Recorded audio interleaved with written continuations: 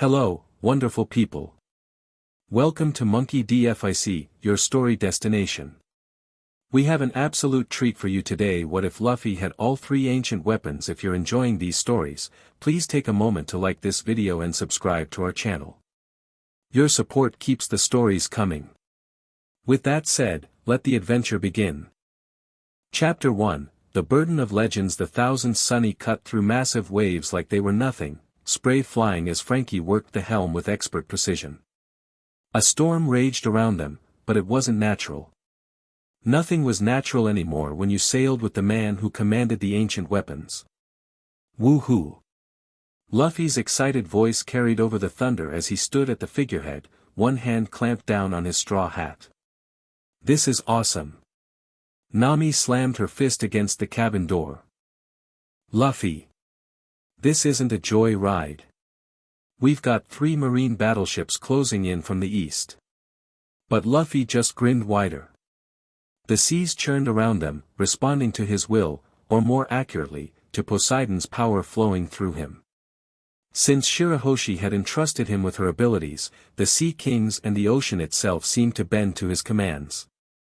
Not that he fully understood how to control it yet. Let them come, he shouted. We're not running anymore. The rest of the crew exchanged glances. This was the new reality they were still adjusting to. Their captain, already a monster with his advanced Gear 5 abilities, now wielded power that made even emperors nervous. Zoro stepped up beside Nami, his single eye scanning the horizon. He's right. Running only delays the inevitable. Sooner or later, we need to show them what happens when they push us. We can't fight the entire world, Nami argued. We already are, Robin said quietly, joining them. Her face remained calm, but concern flickered in her eyes. The moment Luffy obtained Pluton from Alabastus ruins and Shirahoshi transferred Poseidon's power to him, the world government was never going to let us sail freely again. Usopp peeked out from behind the mast, his legs trembling. Guys, those battleships are getting closer. And, oh no, is that? The clouds parted momentarily, revealing a fourth ship. Unlike the standard Navy vessels, this one flew a special flag. Admiral class. Kurakami, Sanji muttered, lighting a cigarette despite the rain. They sent him specifically. Everyone knew the name. Admiral Kurakami had risen through marine ranks faster than anyone in history, with a reputation for hunting pirates who posed existential threats to the world government. His personal vendetta against ancient weapon users was legendary. Luffy. Jinbe called from the upper deck. We need to make a decision. Fight or evade? Luffy hopped down from the figurehead, landing lightly on the main deck. Something had changed in him since obtaining these powers, not his personality, but a subtle intensity behind his eyes. He still smiled the same wide, goofy grin, but now it carried weight. Let's show them what we've got, he said. But we're not killing anybody. Just enough to make them back off. Chopper rushed around, preparing medical supplies. I still don't think using all 3 weapons at once is safe, Luffy. We don't know what it might do to your body. I'll be fine. Luffy waved dismissively, but the others noticed he rolled his shoulders like they were sore. The first cannonball hit the water nearby, sending up a massive spray. The battle had begun. Frankie. Luffy called. Get ready with Pluton's cannons. Super ready, bro. Frankie shouted back, pulling a lever that transformed part of the Sunny's deck. When they had recovered Pluton's blueprints and technology, Frankie had managed to integrate some of its weapon systems into the Sunny, turning their already impressive ship into something truly fearsome. The side of the Sunny opened to reveal gleaming metal cannons unlike anything seen in the current era, the forbidden technology of the ancient kingdom. Just the warning shot pattern, Luffy instructed. No direct hits. You got it. Frankie aimed the weapon system while Brook played a battle melody on his violin, somehow unbothered by the chaos. The Pluton cannons fired with a sound unlike normal weapons, less a boom than a high-pitched whine that made the air itself seem to vibrate. Beams of concentrated energy shot across the water, deliberately landing between the marine ships, creating massive waterspouts that rocked the vessels violently. But the Marines pressed on, and now the Admiral's ship moved to the front line. "He's not backing down," Zoro observed, tying his bandana around his head. "Of course not," Robin replied. "To the world government, Luffy with all three ancient weapons represents a greater threat than even Rox or Roger." A voice boomed across the water, amplified by some kind of den mushy system. "Straw Hat Luffy. This is Admiral Kurakami. Surrender the ancient weapons and your crew will be granted mercy." Luffy grabbed the railing, stretching his arm up to climb onto the upper deck where everyone could see him. "Hey! Dark-hair Admiral guy. I'm not giving up anything. These aren't weapons, they're trust from my friends." The crew winced at Luffy's simplistic response to the threat, but none were surprised. "Then you leave us no choice." The Admiral's voice rang out. The marine ships began a complex maneuver, splitting to surround the Sunny from multiple angles. More concerning was the change in the air, a heaviness that indicated powerful Haki users preparing for battle. "They're not just trying to capture us," Sanji said, his observation Haki picking up details from the enemy ships. "They've got some kind of special restraints, and is that sea stone netting?"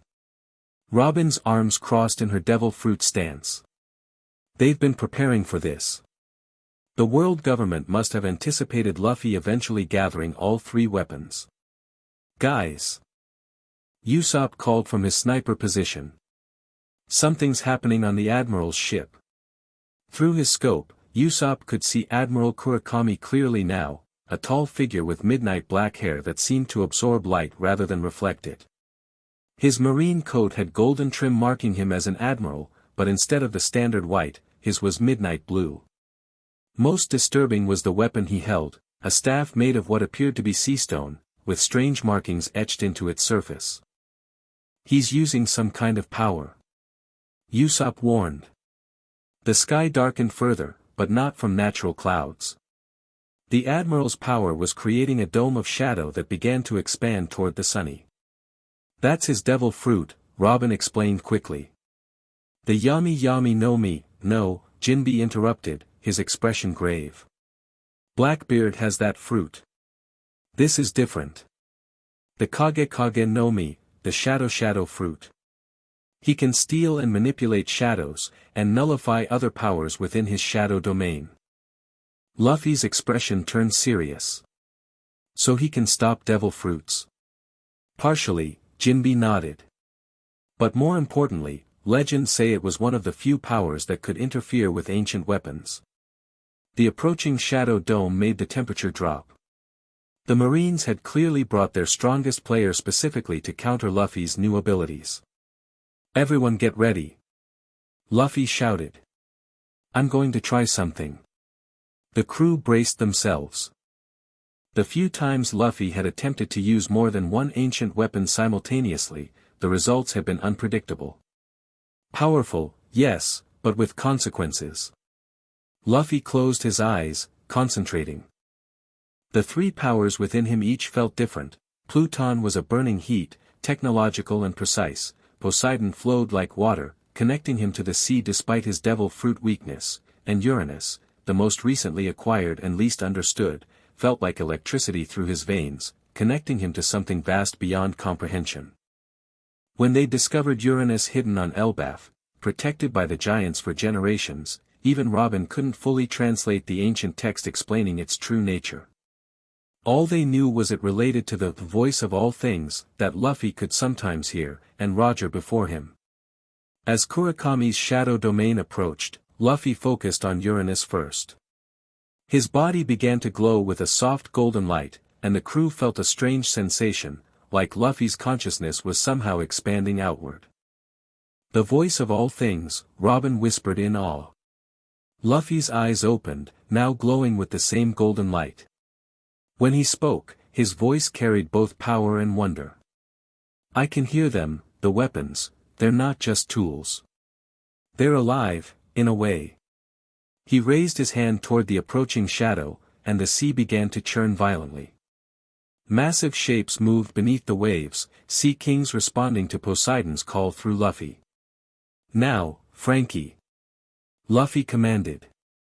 Frankie engaged Pluton's systems again, but this time targeted them differently. Instead of firing outward, the energy cycled through the Sunny itself, creating a barrier of ancient technology that glowed blue against the encroaching darkness. The clash when Kurakami's shadow met Luffy's combined defense sent shockwaves across the water. Light against dark, ancient power against devil fruit ability. For a moment, it seemed like a stalemate, until Luffy took a step forward, his body straining with effort. "You can't stop us," he shouted. "These powers chose me because I don't want to use them to control anyone." That's what the world government never understood. The golden glow from Uranus intensified, and something unprecedented happened. The shadow began to recede, pushed back by Luffy's combined powers. But the effort clearly took a toll, blood trickled from Luffy's nose, and his breathing became labored. "Luffy!" Chopper cried. "Your body can't handle the strain." But Luffy pressed on, pushing the shadow back further until it retreated to the Admiral's ship. The Marines, witnessing their powerful Admiral's ability countered, hesitated in their approach. Taking advantage of the moment, Nami stepped forward with her climate baton. Perfect climatact, thunderstorm tempo. The already turbulent weather responded to her command, creating a massive storm between the Sunny and the Marine ships. Lightning crashed down, not to harm but to obscure, creating a perfect cover. "Frankie! Coup de burst!" Luffy ordered, finally releasing his hold on the ancient weapon's power. He collapsed to one knee, breathing hard. "You got it. Everyone hold on to something." Frankie engaged the Sunny's signature escape move, and the ship blasted into the air on a cushion of pressurized air, sailing over the Marine blockade entirely. As they flew over Kurakami's ship, the crew caught a clear glimpse of the Admiral. Unlike most Marines who showed anger or frustration at the Straw Hat's escape, Kurakami's expression was calculating, even pleased, as if he'd learned exactly what he came to discover. The Sunny landed with a massive splash miles away, and Frankie immediately adjusted their course to maximize their escape. Inside the ship's infirmary, Chopper examined Luffy with growing concern. "Your heart rate is all over the place, and your body temperature keeps fluctuating between too hot and too cold. Using all three weapons together is damaging your body." Luffy sat on the examination table, looking unusually thoughtful. "It's worth it, though. I need to master them." "But why?" Nami demanded, entering with the others. "Why do you need to control such destructive power?"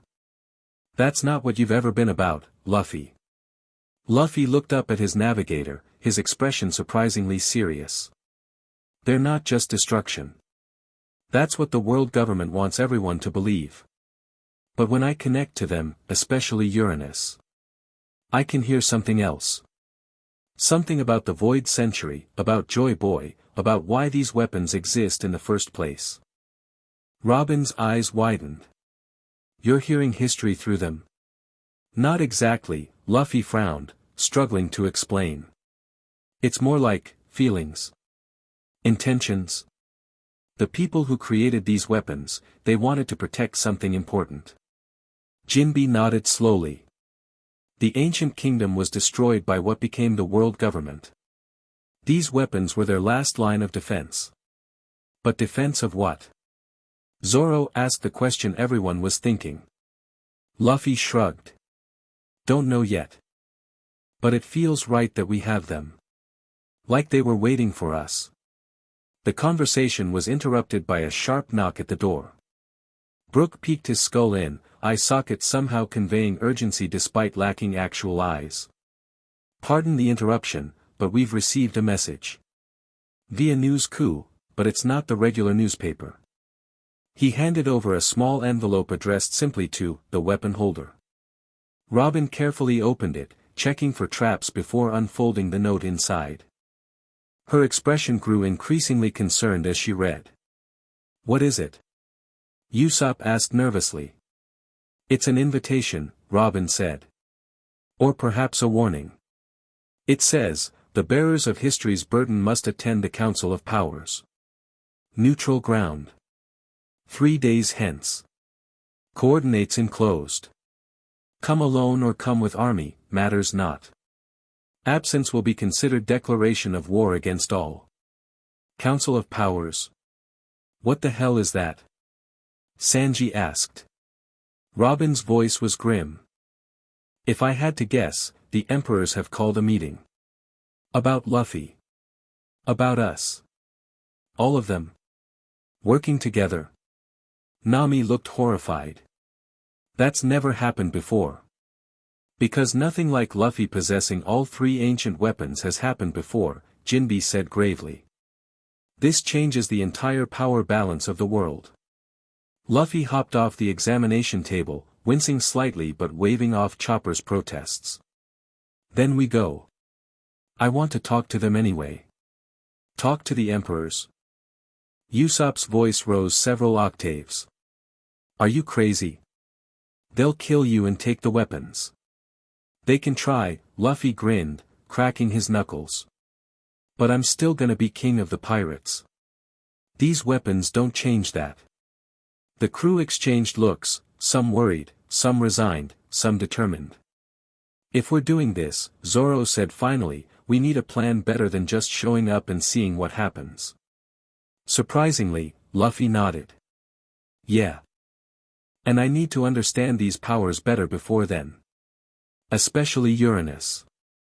This new, slightly more strategic Luffy still surprised them sometimes. He was still the same impulsive, freedom-loving pirate, but the responsibility of the ancient weapons had forced him to think beyond the moment occasionally. I might be able to help with that, came a voice from outside the infirmary. Everyone whirled around, weapons instantly at the ready. Standing in the doorway was a figure none of them recognized, a woman with silver hair and eyes that seemed to shift color in the light. More alarming was the fact that nobody had sensed her presence, not even the observation hockey users among them. Who the hell are you? Zoro demanded, swords already half drawn. And how did you get on our ship? The woman smiled calmly, unperturbed by the hostile reception. My name is Vela. I'm a keeper of certain knowledge. As for how I found you. She gestured vaguely toward Luffy. Uranus calls to those who understand it. And right now, it's practically screaming.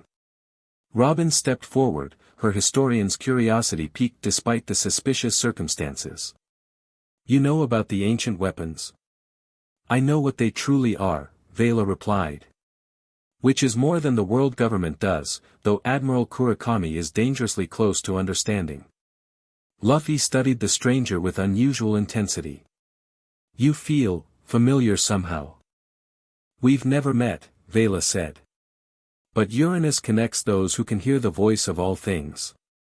Roger would have sensed me too, had our paths crossed. The mention of the former pirate king got everyone's attention. Why should we trust you? Nami asked bluntly.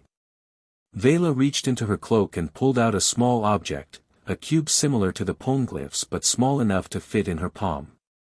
Because I can show Luffy how to use Uranus without destroying himself in the process. And because I know why the emperors are suddenly working together. She tossed the cube to Luffy, who caught it reflexively. The moment it touched his skin, the cube glowed with the same golden light that had emanated from him during the battle. The ancient weapons were never meant to be weapons at all, Vela said quietly. They were keys. And now that all 3 have awakened in one person for the first time since the Void Century. Every power in the world will either want to control you, kill you, or use you. Luffy looked down at the small cube in his hand, then back at the mysterious visitor.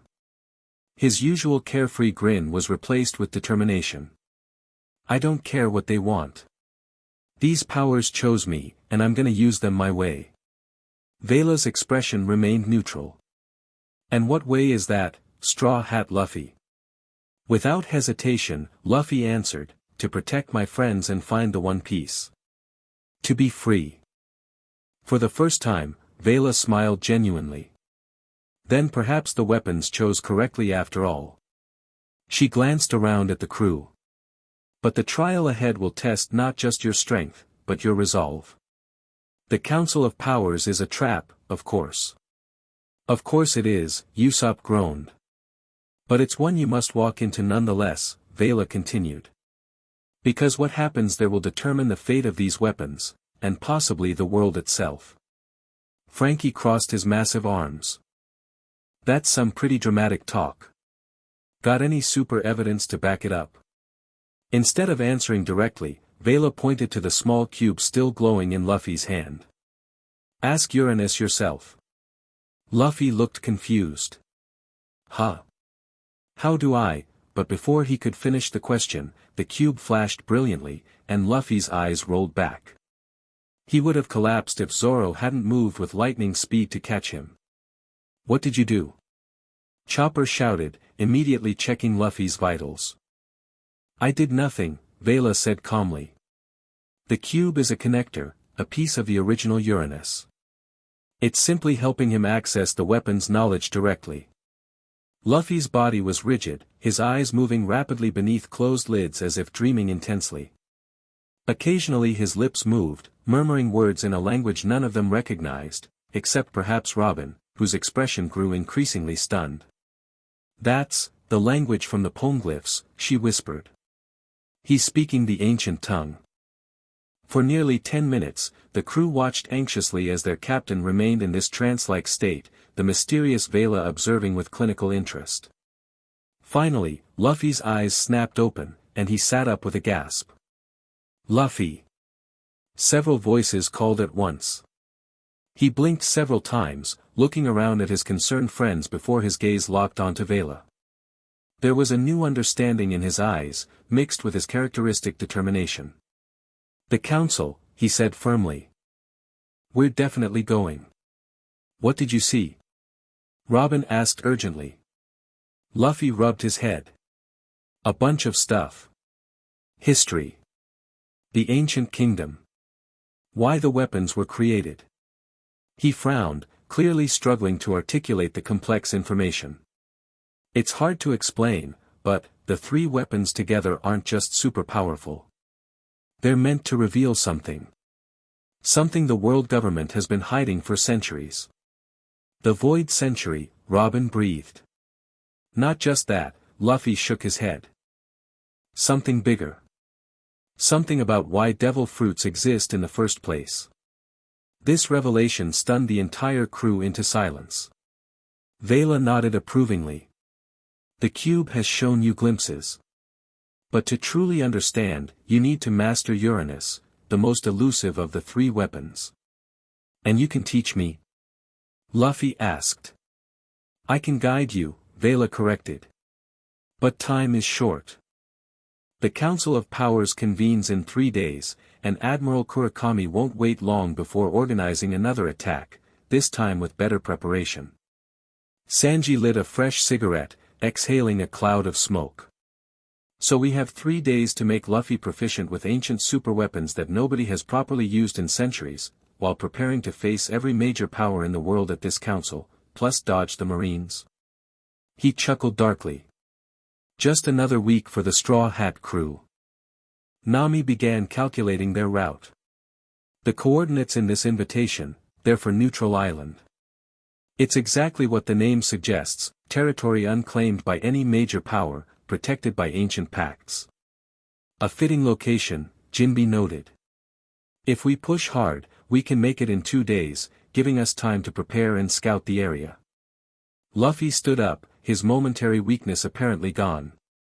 He picked up his straw hat from where it had fallen and placed it firmly on his head. All right. Vela joins the crew for now. She teaches me about Uranus, and we head to this council thing. He punched his fists together, grinning fiercely. If the emperors want to talk, let's talk. If they want to fight. He left the sentence unfinished, but the gleam in his eyes said everything. Despite the enormous pressure of wielding history's most powerful weapons, despite the entire world seemingly aligned against them, Monkey D. Luffy remained unshakably himself, ready to face whatever came with absolute confidence. As the Thousand Sunny changed course toward Neutral Island, news spread across the world through both official channels and underground networks. The boy who would be Pirate King now commanded the three ancient weapons. The age of uneasy balance had ended. A new era was beginning, one that would be shaped by whoever controlled these legendary powers. In the New World, four emperors received confirmation that Luffy had accepted their invitation. Each made preparations in their own way. In Mary Geos, the five elders convened an emergency session, authorizing Admiral Kurakami to use any means necessary to capture or kill Monkey D. Luffy before he could fully master the ancient weapons. And somewhere in between, revolutionary leader Monkey D. Dragon received word of his son's new status, his expression unreadable as he contemplated what this meant for their very different approaches to changing the world. The pieces were moving. The game had changed. And at the center of it all was a young man with a straw hat who had never sought power for power's sake, but now found himself holding enough of it to reshape history. 2 days into their journey to Neutral Island, with 1 day remaining before the Council of Powers, Luffy sat cross-legged on the Sunny's figurehead, eyes closed in concentration. Around him, the air shimmered with barely visible golden energy, Uranus responding to his will. Vela stood nearby, her silver hair blowing in the wind. Focus on the connection, not the power itself.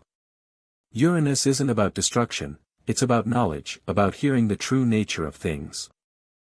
Luffy's face scrunched up with effort. It's hard. There are too many voices. Filter them, Vela instructed calmly. Like using observation hockey in a crowded room. Find the ones that matter. For hours each day, they had practiced like this. Unlike Pluton's straightforward destructive capability or Poseidon's command over sea creatures, Uranus was subtle, enhancing and expanding Luffy's natural ability to hear the voice of all things until he could potentially communicate with anything from islands to the sky itself. The rest of the crew went about their duties, occasionally watching these training sessions with a mixture of awe and concern. They had seen the physical toll it took on their captain, how he sometimes coughed blood after particularly intense sessions, how his normally boundless energy seemed slightly diminished. Zoro and Jinbe took turns standing guard during these training sessions, their haki continuously scanning for threats.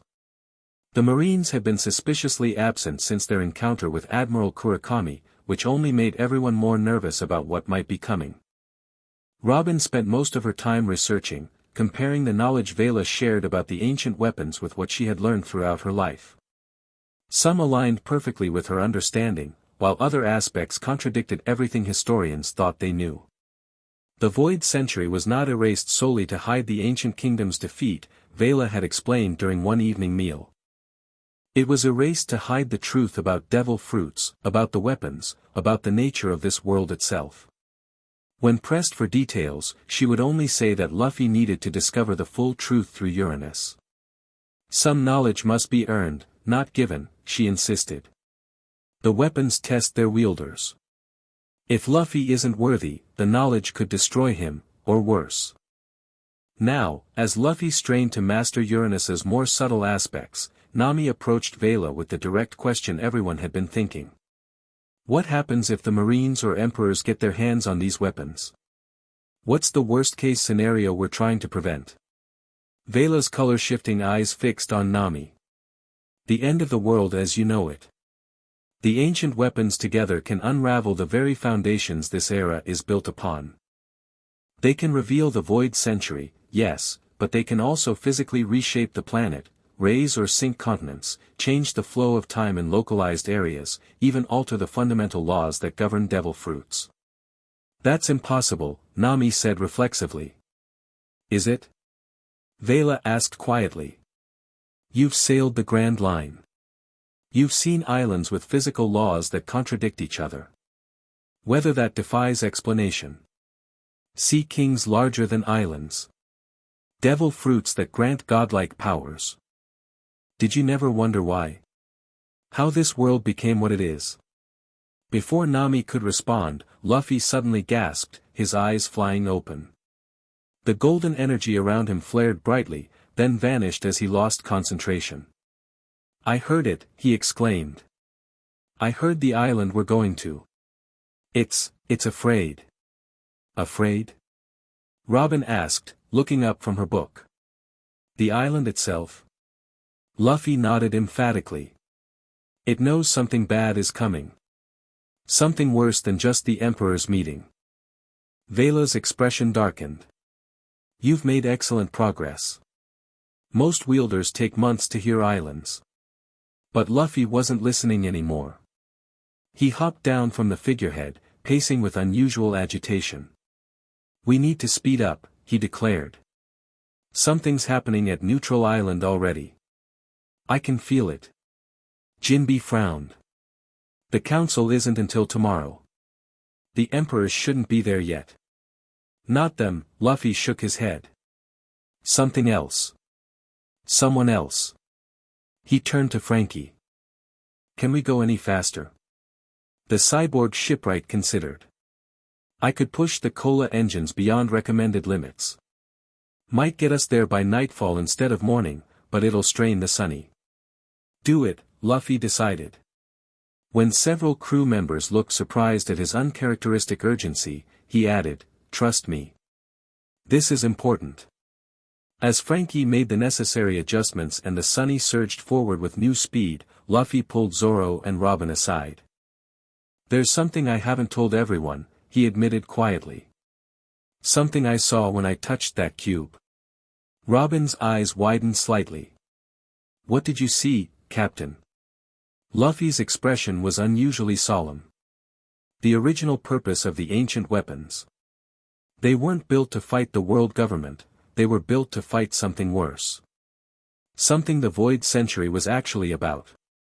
Zoro's hand instinctively moved to his swords. "What could be worse than the world government?"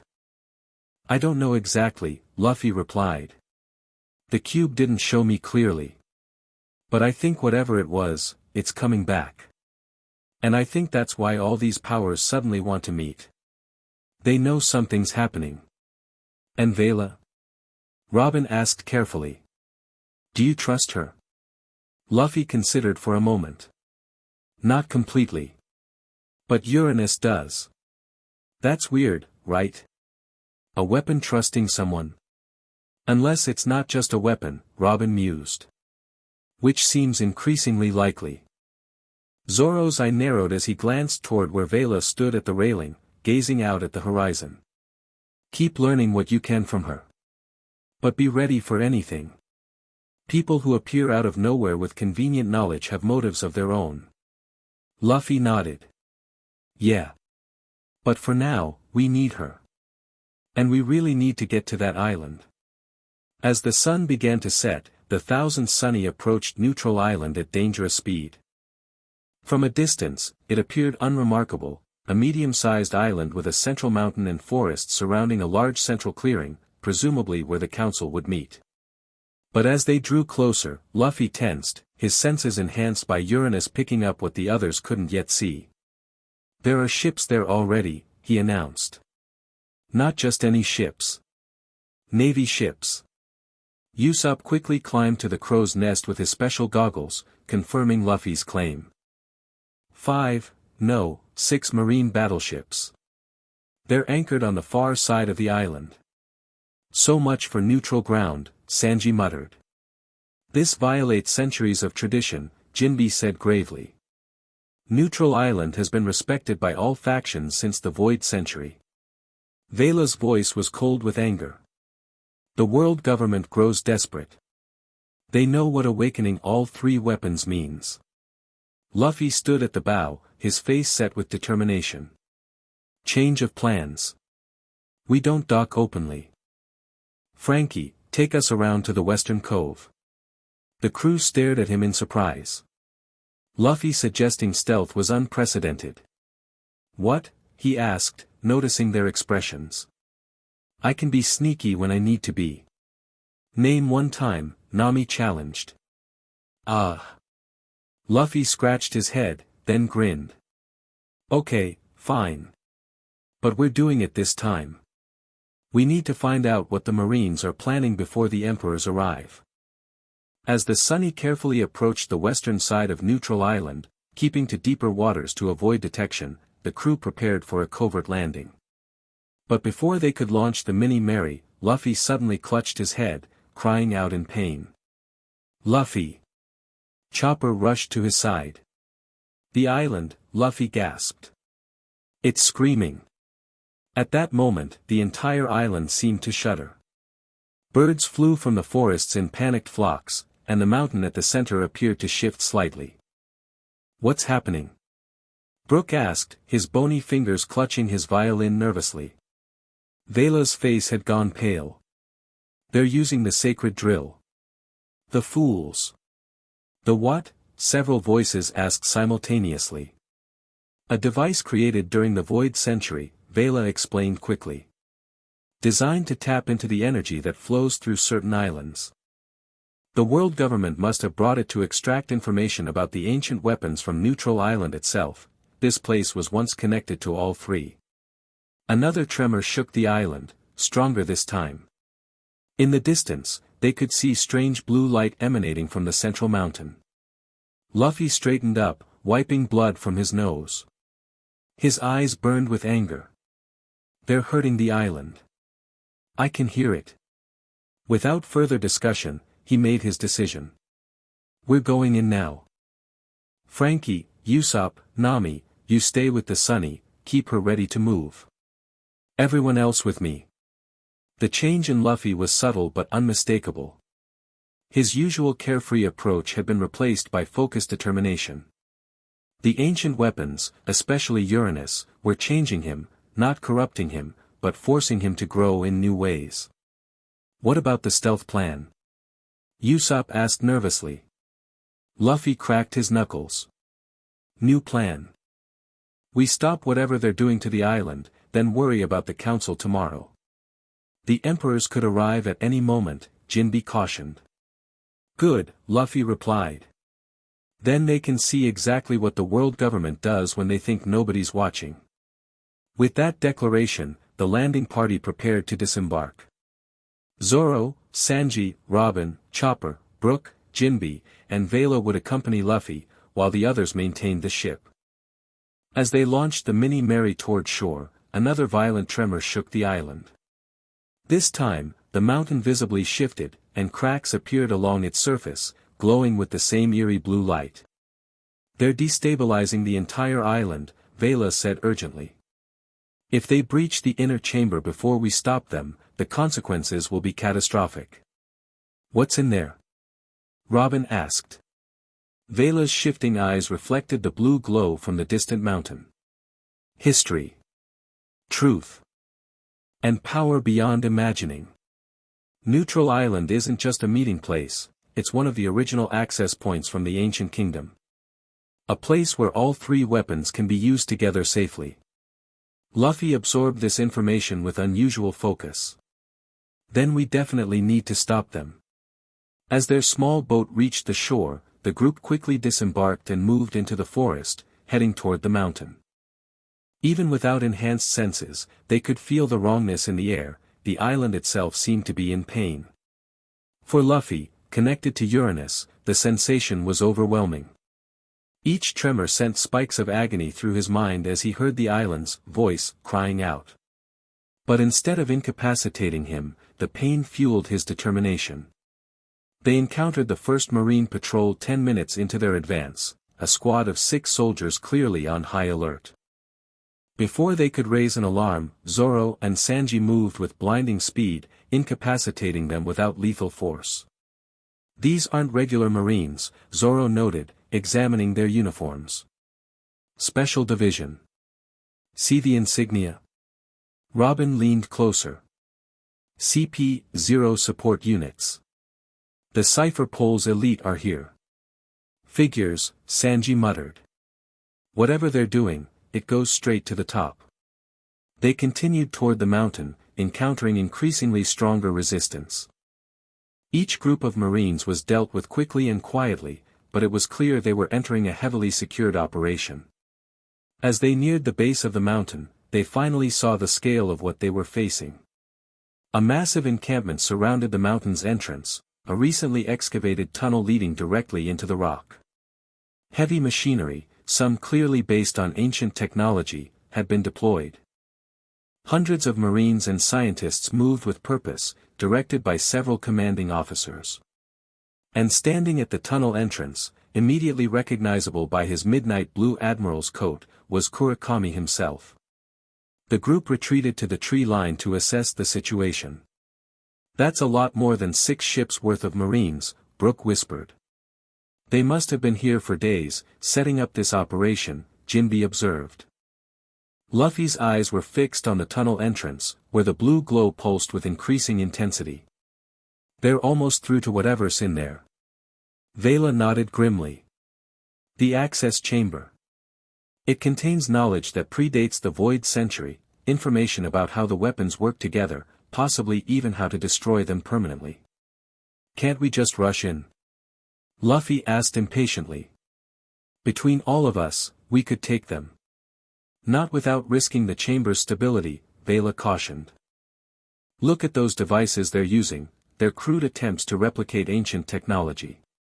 One wrong move could trigger a collapse that would destroy everything, including the knowledge we need." Robin studied the encampment with analytical precision. "We need a diversion on the opposite side, drawing away their forces while a smaller team infiltrates the tunnel." "I can provide that diversion," Jinbe offered. "My control of water would be most effective at the shoreline."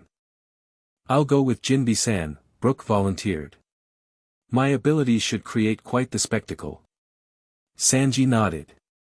"I'll join them. Between the 3 of us, we can make it look like a major attack. Then Luffy, Robin, and I will enter the tunnel," Zoro decided, before glancing at Vela. "And you, I suppose." "What about me?" Chopper asked. "Stay hidden in the forest in your small form," Luffy instructed. "If anyone gets hurt on either team, we'll need a doctor who can reach us quickly." The reindeer nodded, impressed by Luffy's tactical thinking. This level of planning was unusual for their captain, but the situation demanded it. "One problem," Robin pointed out. "Admiral Kurakami is standing right at the entrance we need to use." Luffy's expression hardened. "Leave him to me." "Captain," Jinbe said cautiously, "facing an admiral while trying to maintain control of the ancient weapons might be too much, even for you." But Luffy shook his head. "I won't fight him directly, not yet. I have another idea." He closed his eyes, focusing on Uranus's power. The others watched as the now familiar golden glow surrounded him briefly, then seemed to sink into his skin, becoming almost invisible except for a subtle shimmer. When he opened his eyes, they reflected the same golden light for just a moment before returning to normal. "I can use Uranus to distract him without revealing my presence. Watch." To their amazement, Luffy extended his hand toward the distant encampment, and a strange phenomenon occurred. The very air around Admiral Kurakami seemed to ripple, and suddenly multiple golden butterflies appeared, fluttering around the admiral's head. The effect was immediate. Kurakami swatted at the insects in irritation before realizing their unusual nature. His posture changed instantly to high alert, and he began scanning the surrounding area with intense focus. "He knows those aren't natural," Robin whispered. "But he won't know they're connected to Uranus." Luffy nodded, concentration evident on his face. "I can keep making distractions like this. Uranus isn't just about hearing, it can project too. Create small manifestations." "Impressive," Vela murmured, genuine surprise in her voice. "Most wielders take weeks to discover that aspect." As they watched, more strange phenomena began occurring around the encampment, ghostly lights dancing through the air, unexpected sounds coming from empty spaces, small objects moving without being touched. The Marines grew increasingly unsettled, while Kurakami became visibly angry. "The island itself is helping," Luffy explained quietly. "It wants them gone." Finally, Kurakami made the decision they'd been hoping for. He selected a contingent of Marines and headed toward the shoreline to investigate the disturbances, leaving a smaller force guarding the tunnel entrance. "That's our cue," Jinbe said. We'll begin our diversion in 5 minutes. Be ready. The teams split up, with Jinbe, Sanji, and Brook heading toward the shore to create their diversion.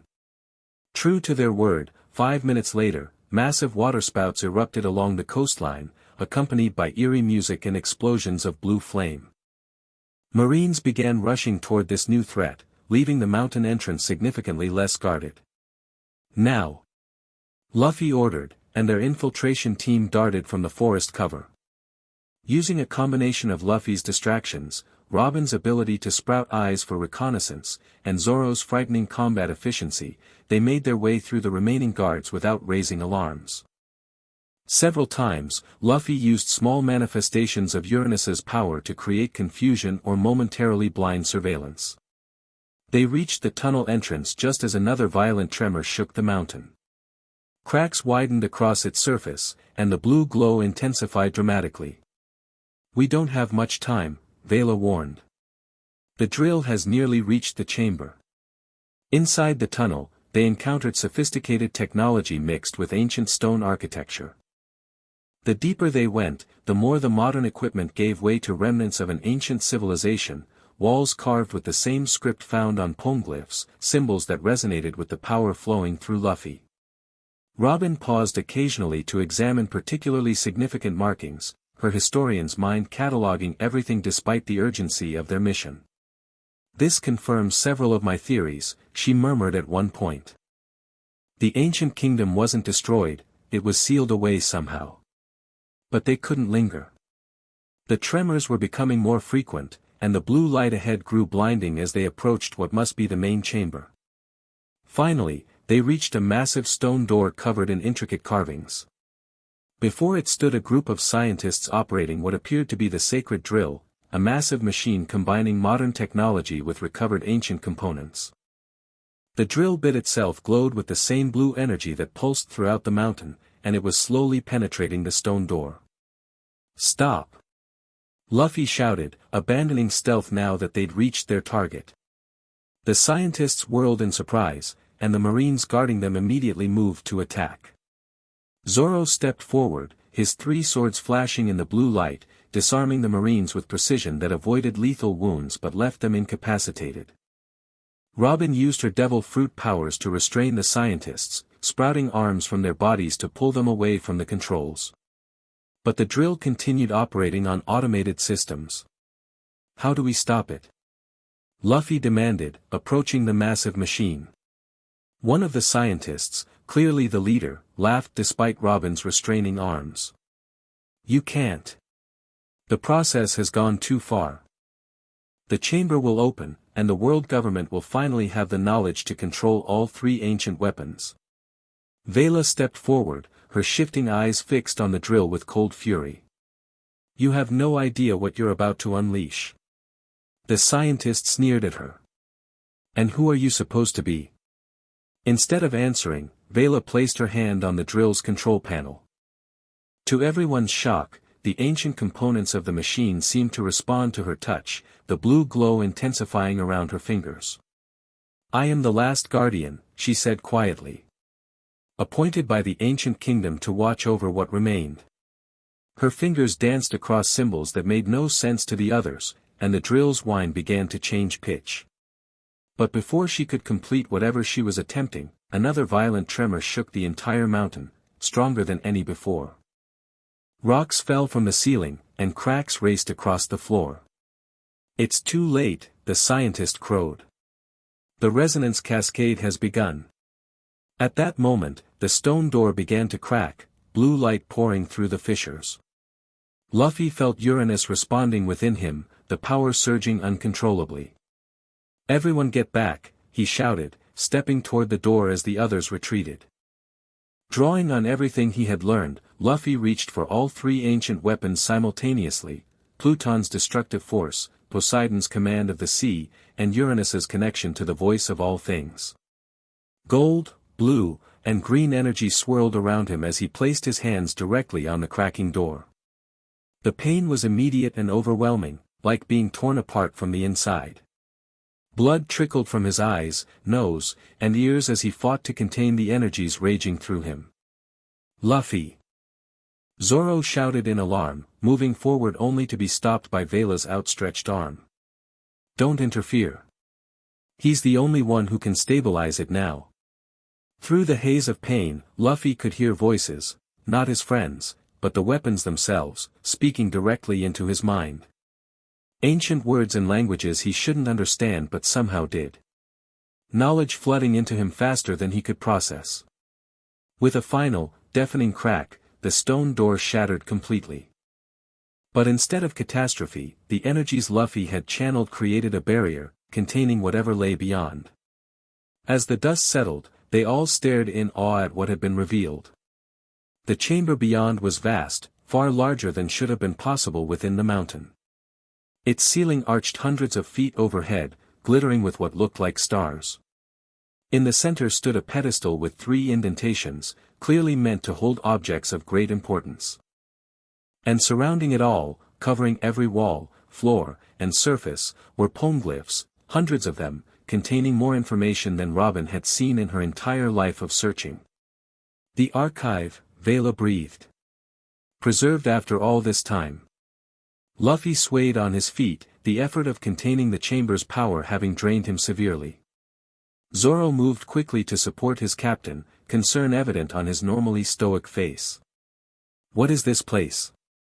Robin asked, her eyes wide as she tried to take in the sheer volume of history before her. The truth, Vela replied simply. Everything the world government erased during the Void Century.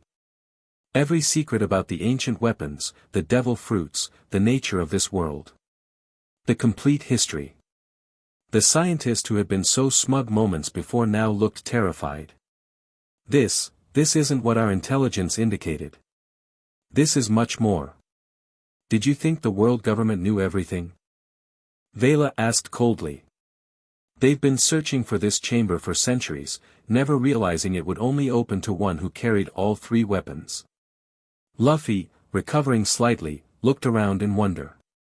So this is what Uranus was trying to show me. Before anyone could respond, a slow clapping sound echoed through the tunnel behind them. They turned to find Admiral Kurakami standing there, a squad of elite marines behind him, his face twisted in a triumphant smile. I must thank you, Straw Hat, he said smoothly. You've saved us considerable time and effort by opening the chamber for us. Zoro and Robin immediately moved to defensive positions, but Kurakami held up a hand. Before you attempt anything foolish, you should know that I've captured your diversionary team. The Fishman, the Skeleton, and Black Leg are currently in seastone restraints aboard my flagship. Luffy's eyes narrowed dangerously. If you've hurt my friends. They're unharmed, for now, Kurakami assured him. Their fate, like yours, depends entirely on your next decision. The Admiral stepped forward, his shadow powers manifesting as a dark aura around him.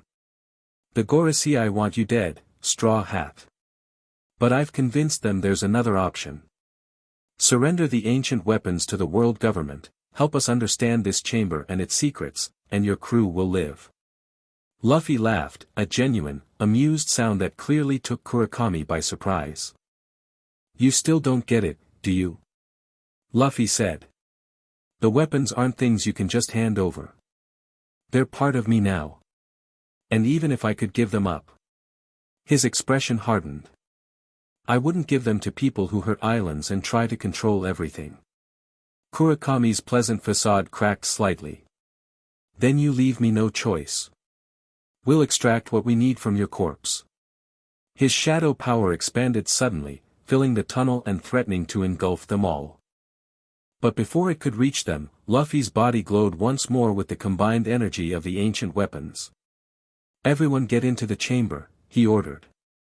Vela, can you seal it? The silver-haired woman nodded. Temporarily, yes. As Zoro and Robin backed into the archive chamber, supporting the scientists they'd captured, Luffy faced Kurakami directly. The clash of shadow against ancient energy created a visual spectacle, darkness against golden light. This power doesn't belong to you, boy, Kurakami snarled. It belongs to justice. Your justice hurts people, Luffy replied simply. With a sudden burst of energy, he pushed back the shadow power, creating an opening for himself to retreat into the chamber. As soon as he crossed the threshold, Vela pressed her hands against symbols carved beside the entrance. The shattered stone door seemingly reassembled itself, sealing them inside just as Kurakami's shadow struck it with tremendous force. The reformed barrier held, but tremors indicated it wouldn't last long. "What now?" Zoro demanded. "We're trapped in here, half our crew is captured, and there's an admiral with an army outside." Luffy, despite his exhaustion, grinned. "Now we learn what we came for. Fast." Robin was already examining the nearest poneglyphs with intense concentration. "These contain information I've never seen before. Knowledge about the weapons, about the world before the Void Century." "Focus on the pedestal," Vela instructed, moving toward the center of the chamber. "That's where the control mechanism is located." The captured scientists watched in a mixture of fear and academic fascination as they approached the central platform with its 3 distinctive indentations. "What's supposed to go there?" Luffy asked, studying the perfectly shaped depressions. "Keys," Vela explained. "Physical manifestations of the weapon's power. But since you carry all 3 within you now, your presence alone should activate it." As if responding to her words, the pedestal began to glow as Luffy approached. The 3 indentations lit up in different colors, one blue, one green, one gold, corresponding to the 3 ancient weapons. "Place your hands on it," Vela instructed. "But be warned, the knowledge transfer will be intense." Luffy hesitated, looking back at his friends. "Will it help us save the others?" Vela nodded. "It will show you the true power of what you carry, beyond mere destruction." That was all Luffy needed to hear. Without further hesitation, he placed his hands on the pedestal, one over each empty indentation. The effect was immediate and spectacular. Energy surged up from the pedestal, surrounding Luffy in a column of multicolored light. His eyes glowed with the same light as information poured into him directly from the archive itself. Robin continued studying the poneglyphs nearest to her, her face showing increasing shock at what she was discovering. This can't be. The Void Century wasn't just about the ancient kingdom's war with what became the world government. There was something else, another threat they were both fighting against. Zoro kept his attention divided between the sealed entrance, which continued to tremble under Kurakami's assault, and his captain, who looked like he might collapse under the strain of whatever was happening to him. "How much longer?" he asked tensely. "The transfer is nearly complete," Vela answered, watching Luffy with intense focus. "He's learning in minutes what took the original wielders years to understand." The column of light surrounding Luffy suddenly intensified, becoming blindingly bright. When it finally faded, Luffy stood transformed. Not physically, he looked the same apart from the exhaustion evident on his face, but something fundamental had changed. The way he held himself, the look in his eyes, there was new purpose, new understanding. "I know what we need to do," he said simply.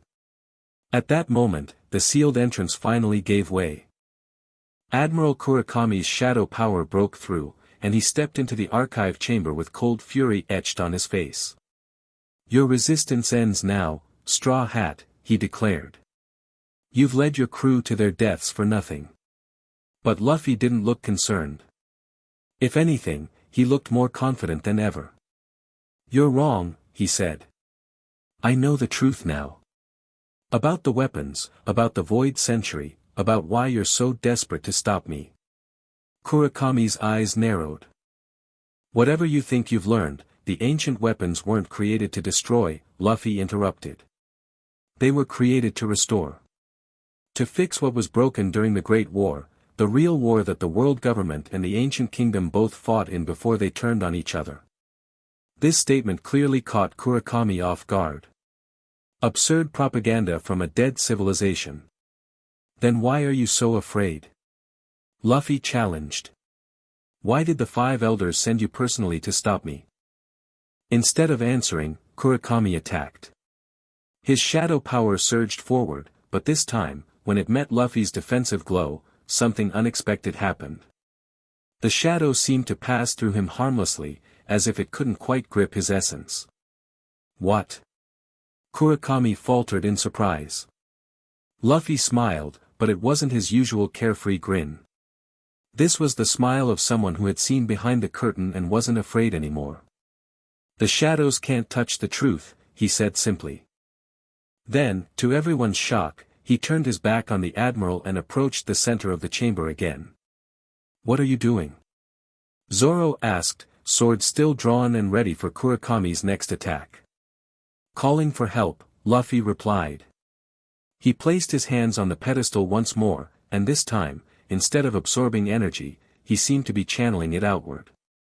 The entire chamber began to resonate, the poneglyphs glowing in sequence as if responding to a command.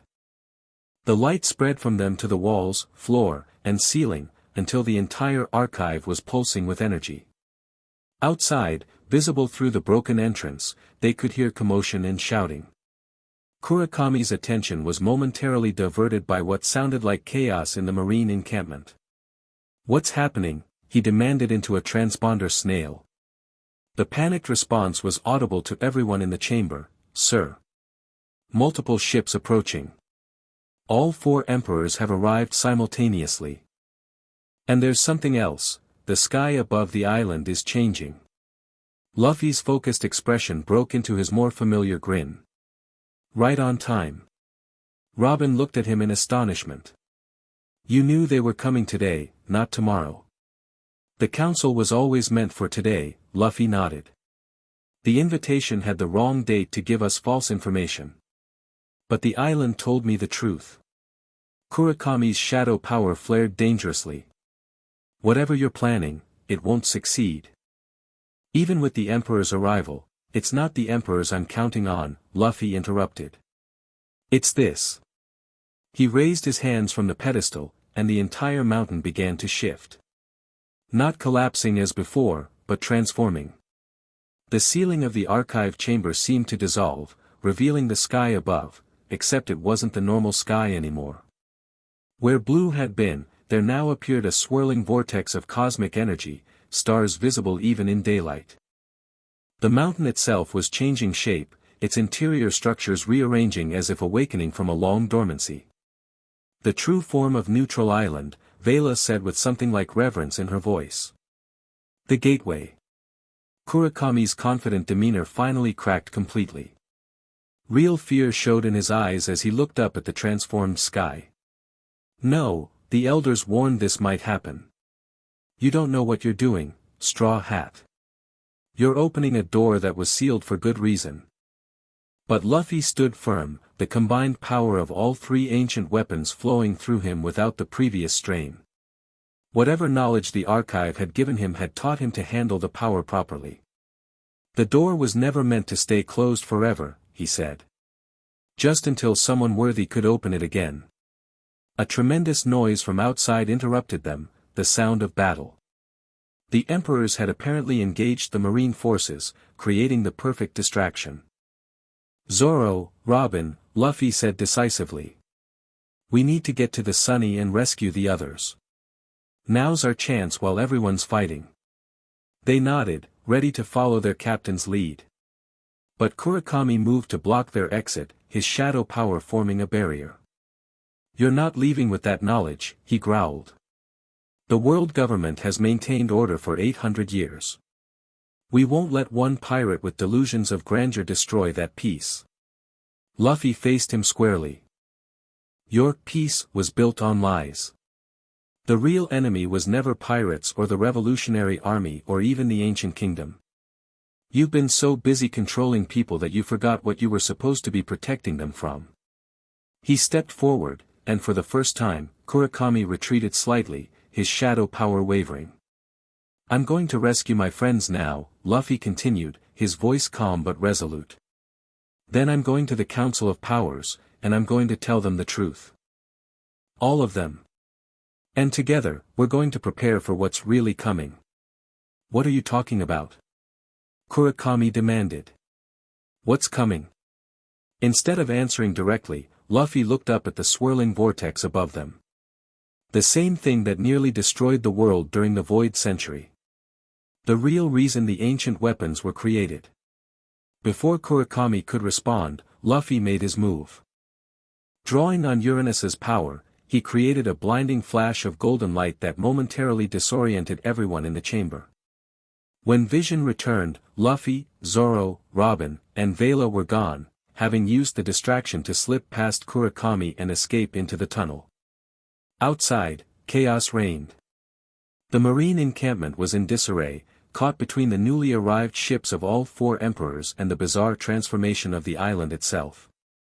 The mountain continued to change shape, ancient mechanisms activating after centuries of dormancy. Using the confusion to their advantage, Luffy and his companions made their way toward the shore where the Sunny was docked. Along the way, they encountered pockets of fighting between Marines and various Emperor-affiliated pirates, but most were too preoccupied to pay them much attention. "We need to find where they're holding the others," Zoro said as they reached the tree line overlooking the shore. Robin used her devil fruit powers, sprouting eyes across the area to scout. "There," she pointed after a moment. "Kurakami's flagship. I can see holding cells on the lower deck." Luffy nodded. "Zoro, Robin, you create a distraction. I'll get our friends out." He glanced at Vela. "You coming?" The silver-haired woman shook her head. "My place is at the gateway.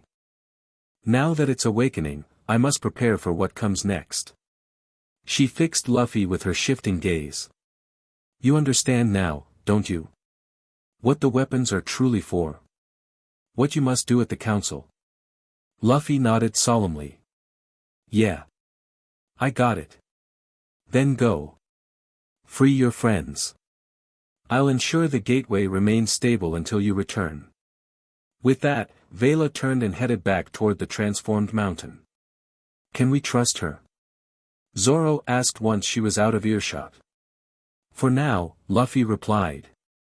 "She has her own agenda, but it lines up with ours at this point. Let's go." Their rescue mission unfolded with surprising efficiency.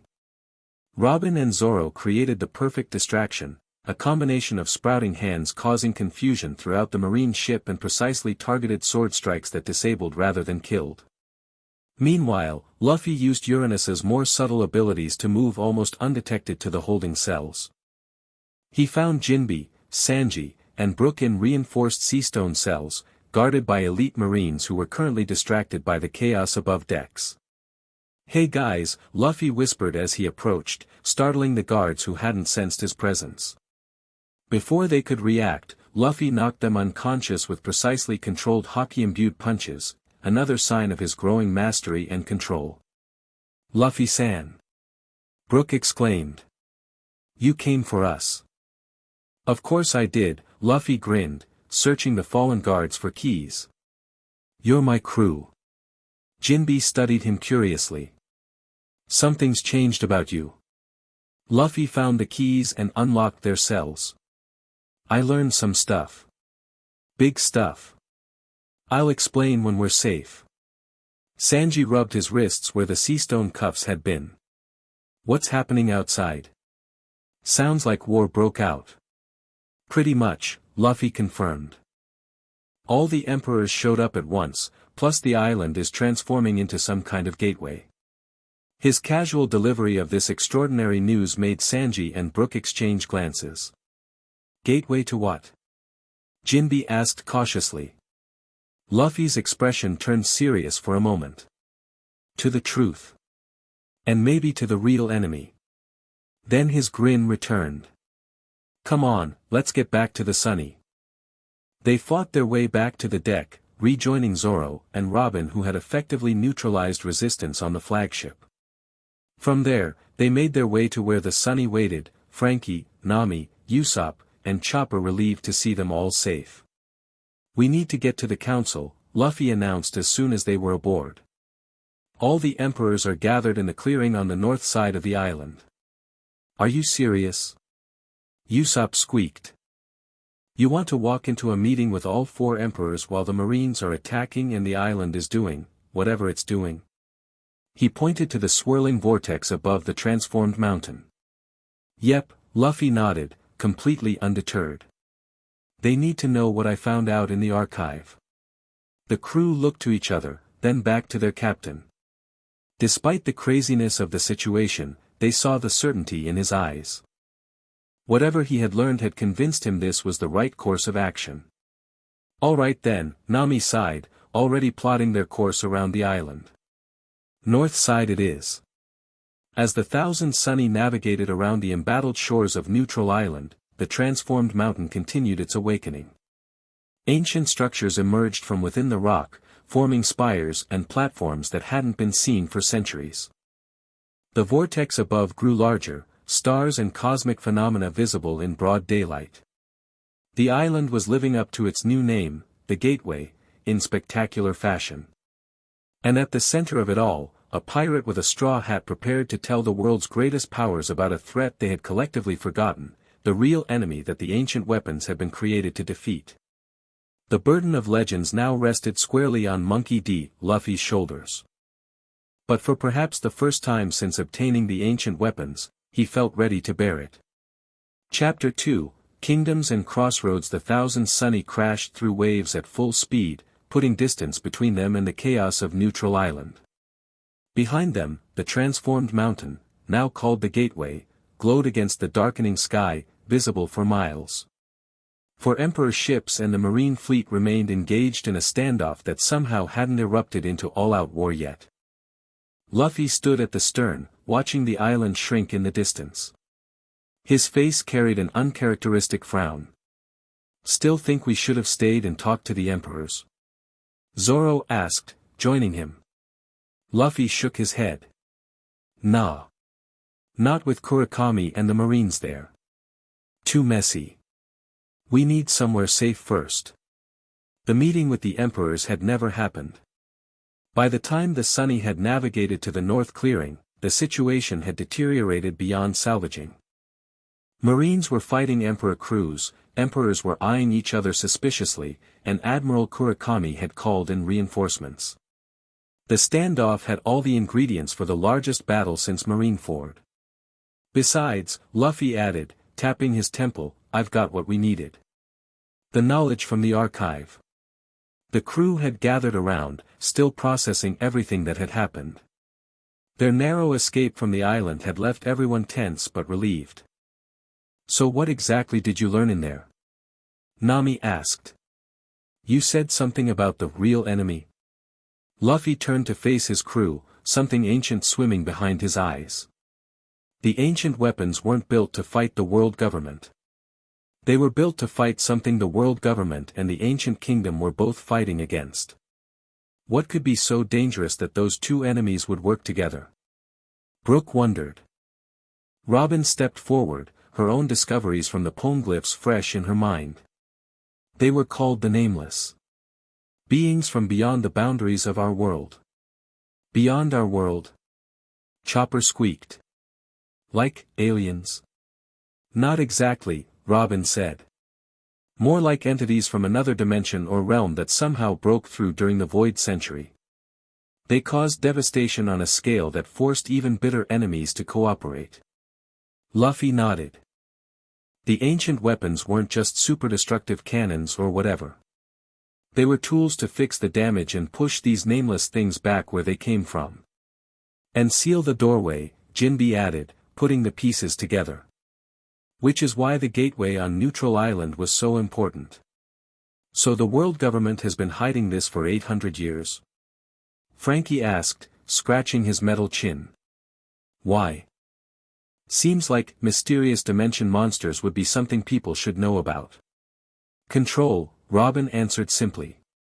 After the war ended and the Nameless were pushed back, the 20 kings who formed the world government realized the power they now held.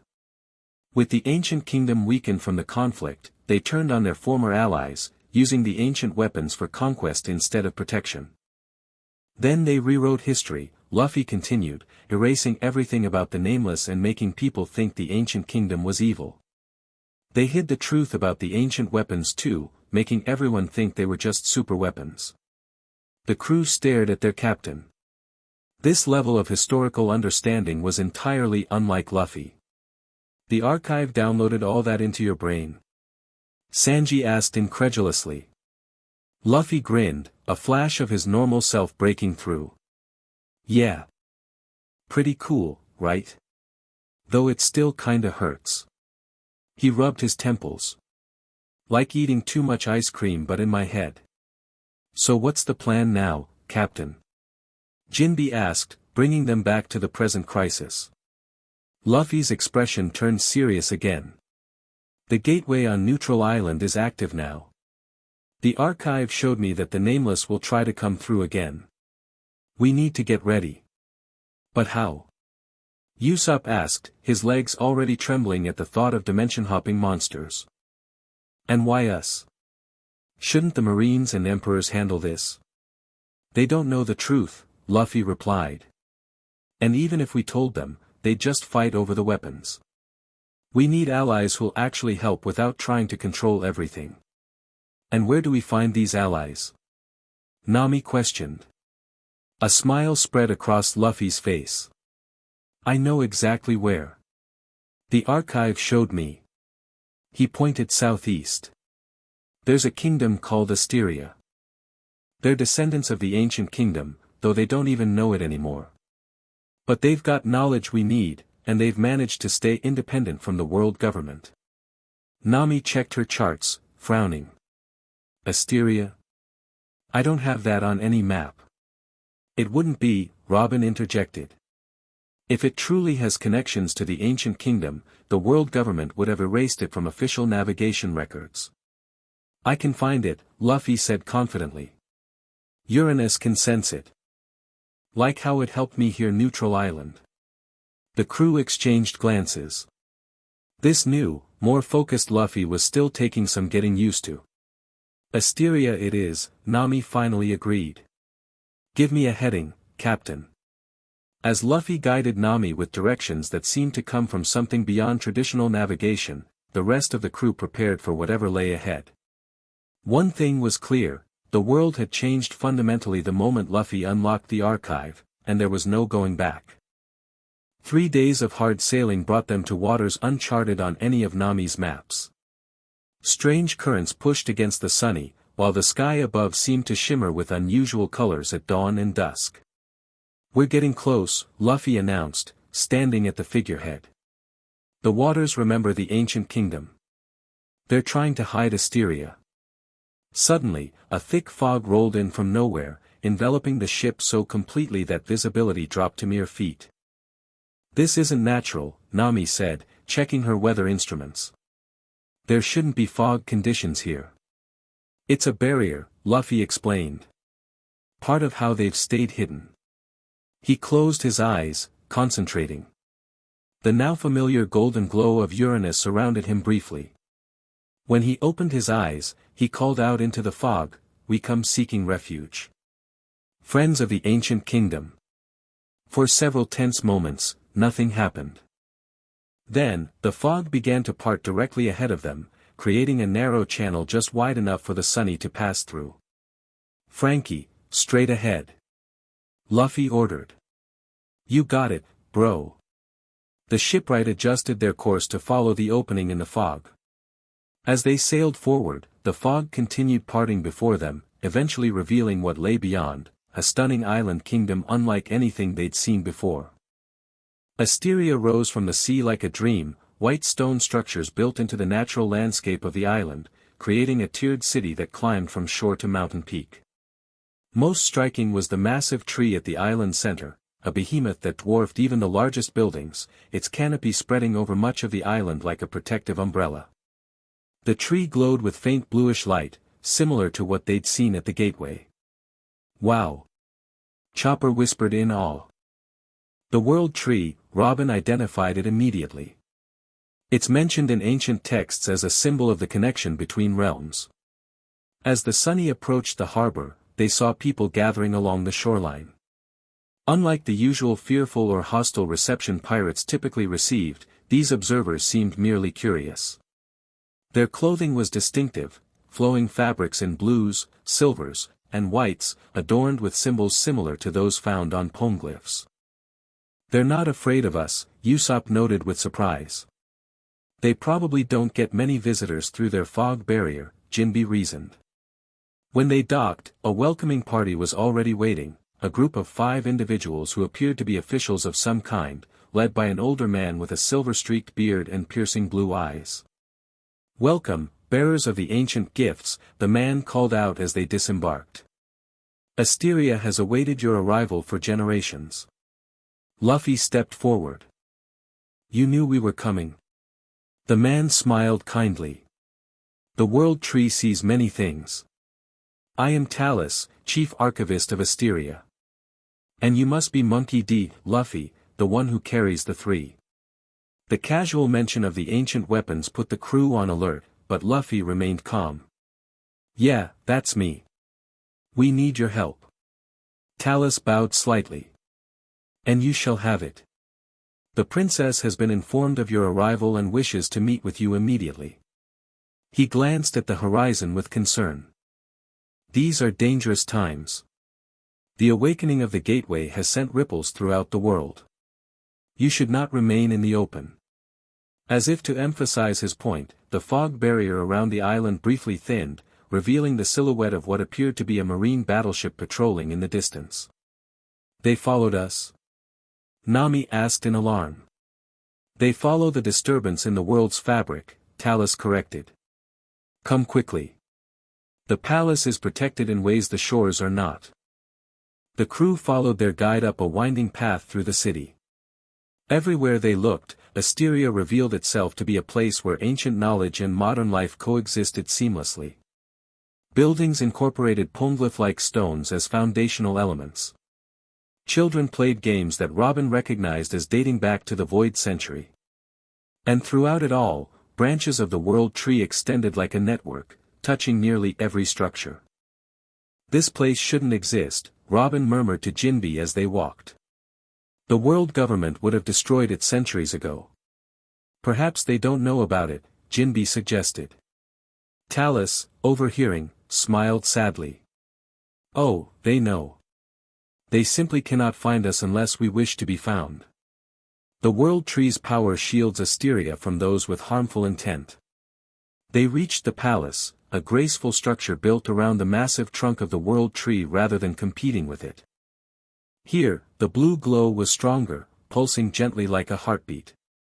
Servants led them through corridors adorned with historical artwork depicting events none of them recognized, except perhaps Robin, whose eyes widened at several murals showing what appeared to be the ancient kingdom in its prime. Finally, they entered a circular chamber where the trunk of the World Tree formed the central column. Seated on a simple wooden throne was a young woman, perhaps Nami's age, with striking silver-white hair similar to Vela's and eyes that shifted color in the light. "Princess Lyra," Talus announced with a deep bow. The princess rose from her throne, studying the pirates with open curiosity. Her gaze lingered longest on Luffy. "So you're the one who opened the gateway," she said.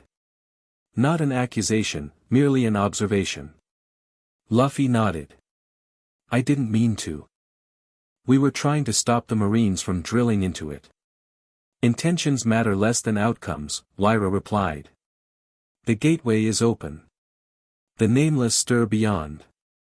And you carry the 3 keys that might save us, or doom us all."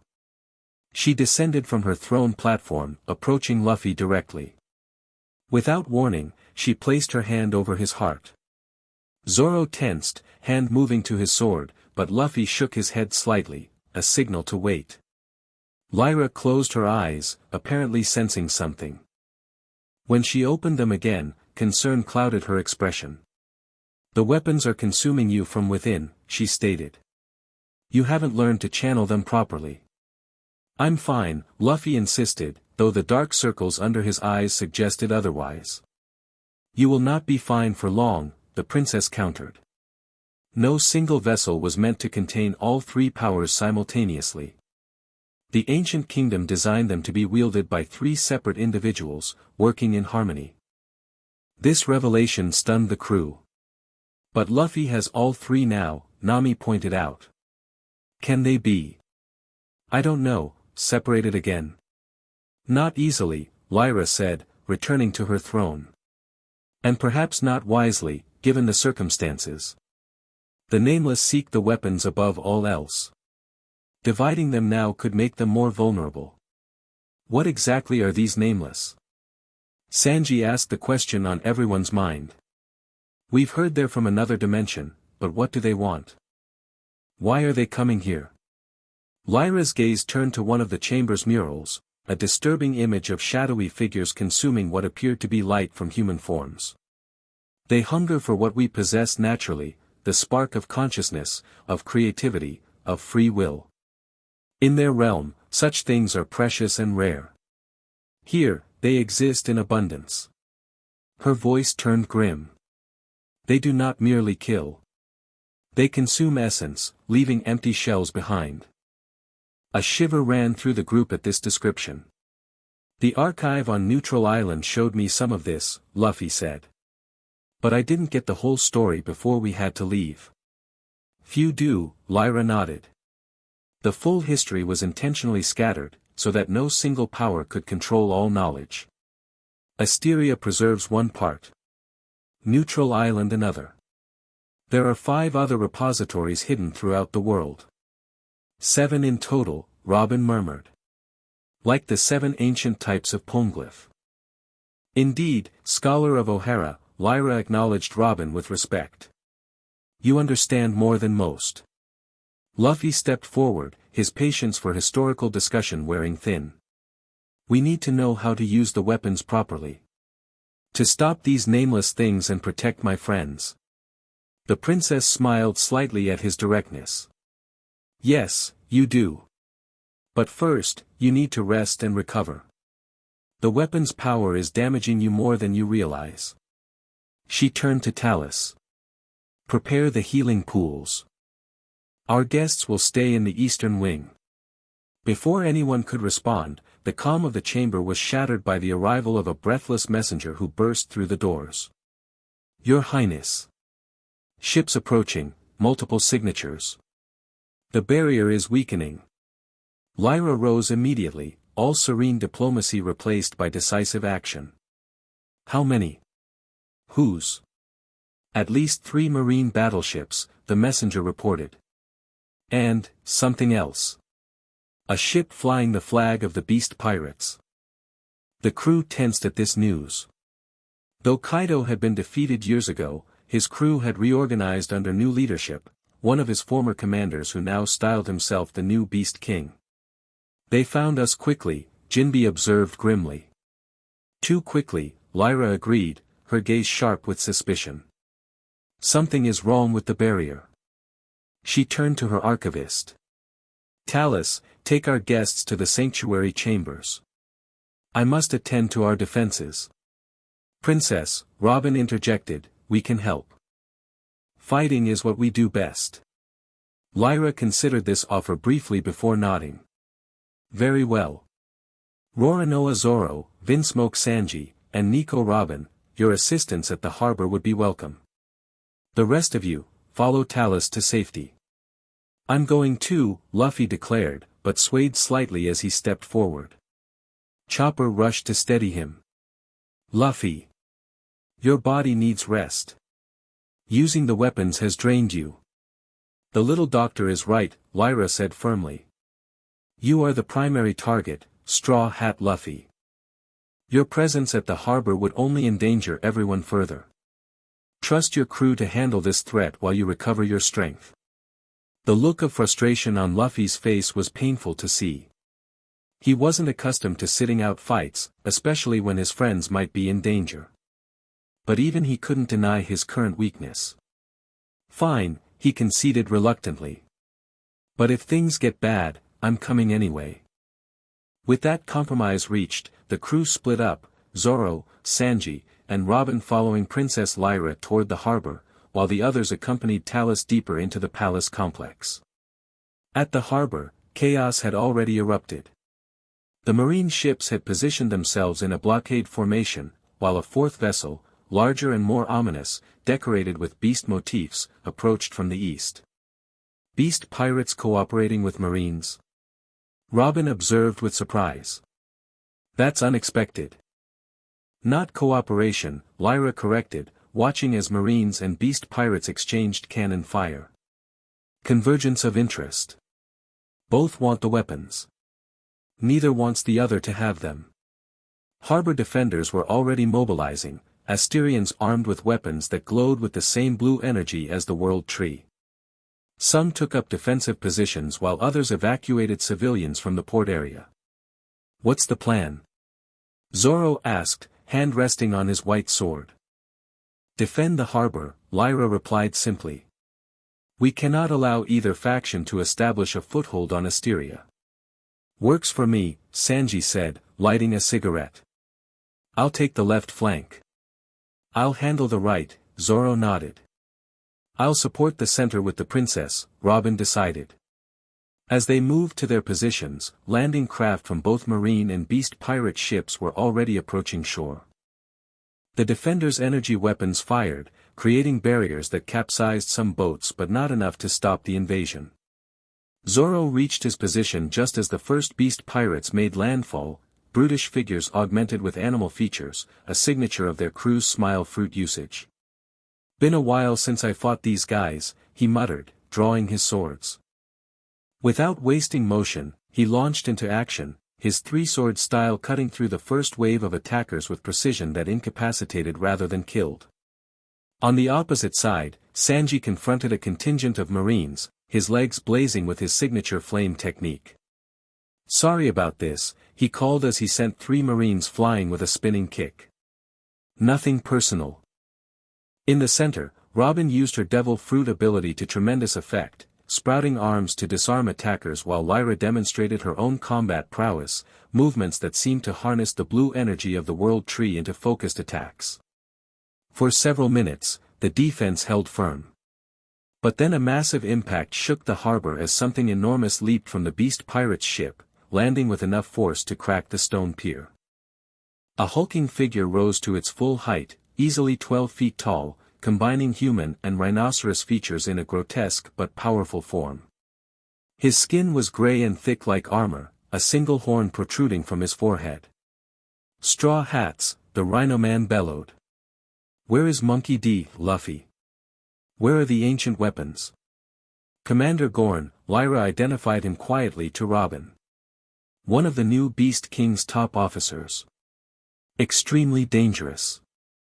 Robin nodded, already sprouting eyes to observe the new threat more closely. "His skin appears to be enhanced with armament hockey.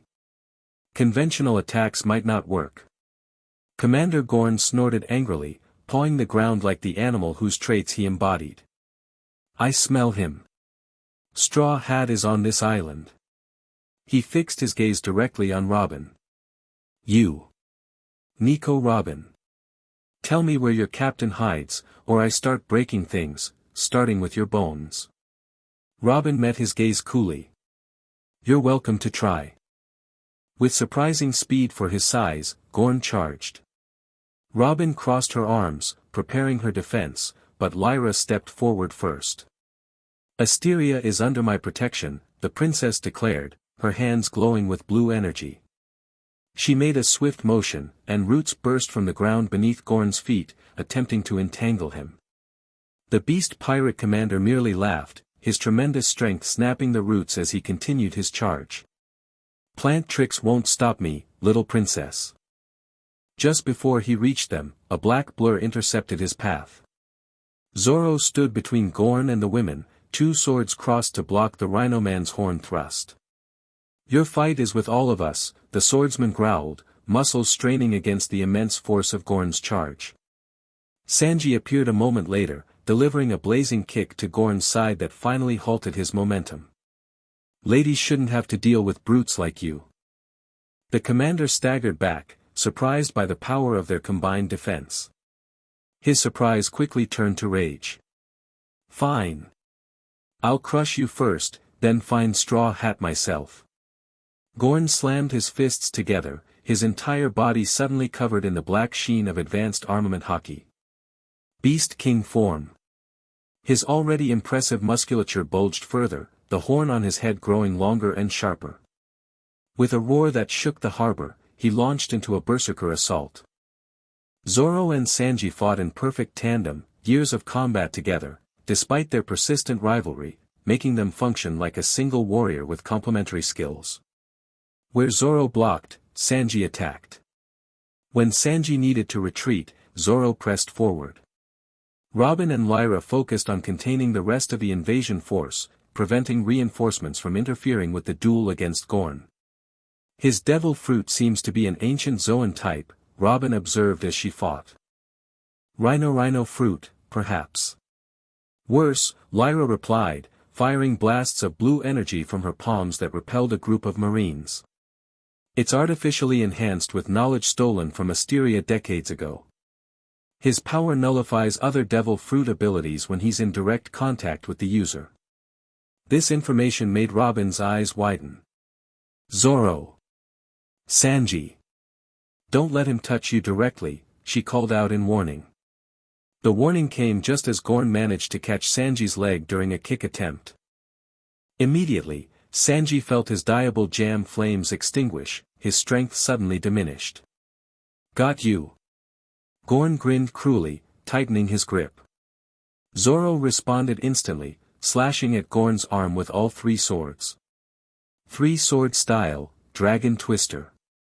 The localized tornado of cutting force finally broke Gorn's grip, allowing Sanji to leap free, though he stumbled upon landing, his leg temporarily weakened. My power stays nullified for a few minutes after contact, Sanji explained through gritted teeth. I'll need time to recover. Zoro nodded, stepping forward to face Gorn alone. Take your time. I've got this. The Rhino Man laughed. One swordsman against me. The Beast King will reward me well when I bring him your head along with the ancient weapons. You talk too much, Zoro replied calmly, tying his bandana around his head. Let's settle this. What followed was a display of swordsmanship so intense that even the other battles around them seemed to pause to watch. Gorn's overwhelming strength and speed met Zoro's technical mastery and indomitable will. The clash of hockey-infused blade against hockey-hardened horn and skin created shockwaves that cracked nearby buildings. Meanwhile, Lyra noticed a secondary threat, marine snipers positioning themselves on their ships, preparing for long-range attacks. Robin, she called urgently. The marines are targeting something behind us. Robin quickly sprouted eyes along the harbor wall, looking back toward the city.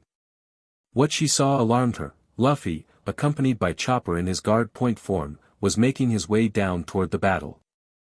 That idiot, she muttered fondly. He couldn't stay away after all. Before she could warn the others, the snipers fired.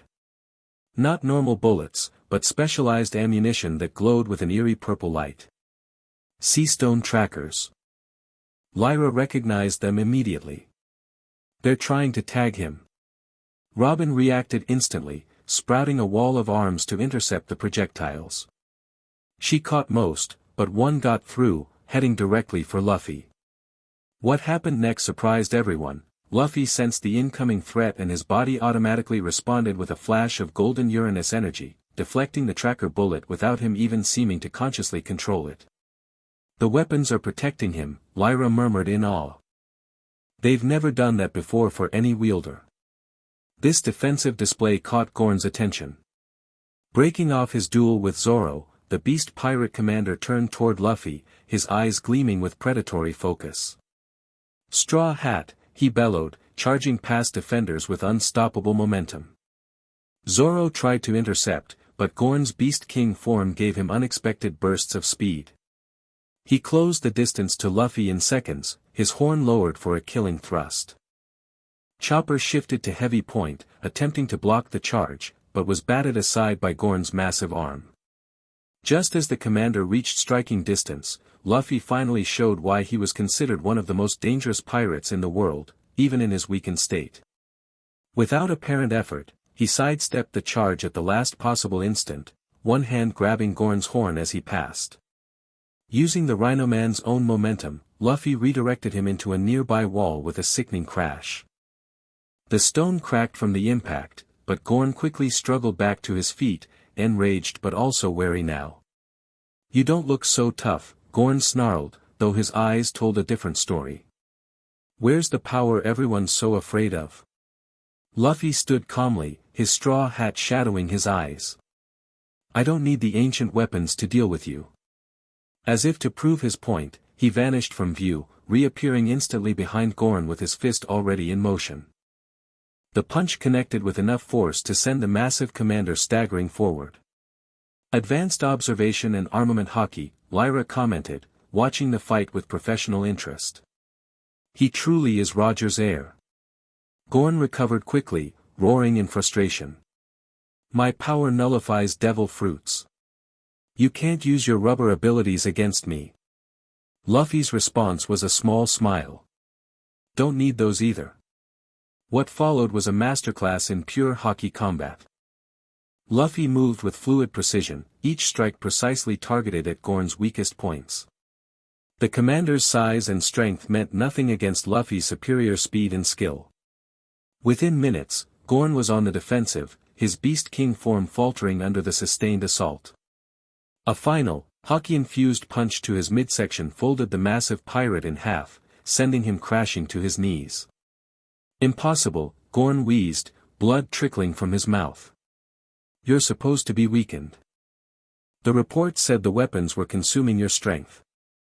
They are, Luffy admitted, and those close enough could see the toll the brief combat had taken, fresh blood trickling from his nose, his breathing labored. But I've got plenty to spare. Before Goran could respond, the tide of battle shifted dramatically. A series of explosions rocked the beast pirate's ship, drawing everyone's attention. Through the smoke, they could make out a new vessel approaching, sleek, black, and flying no flag.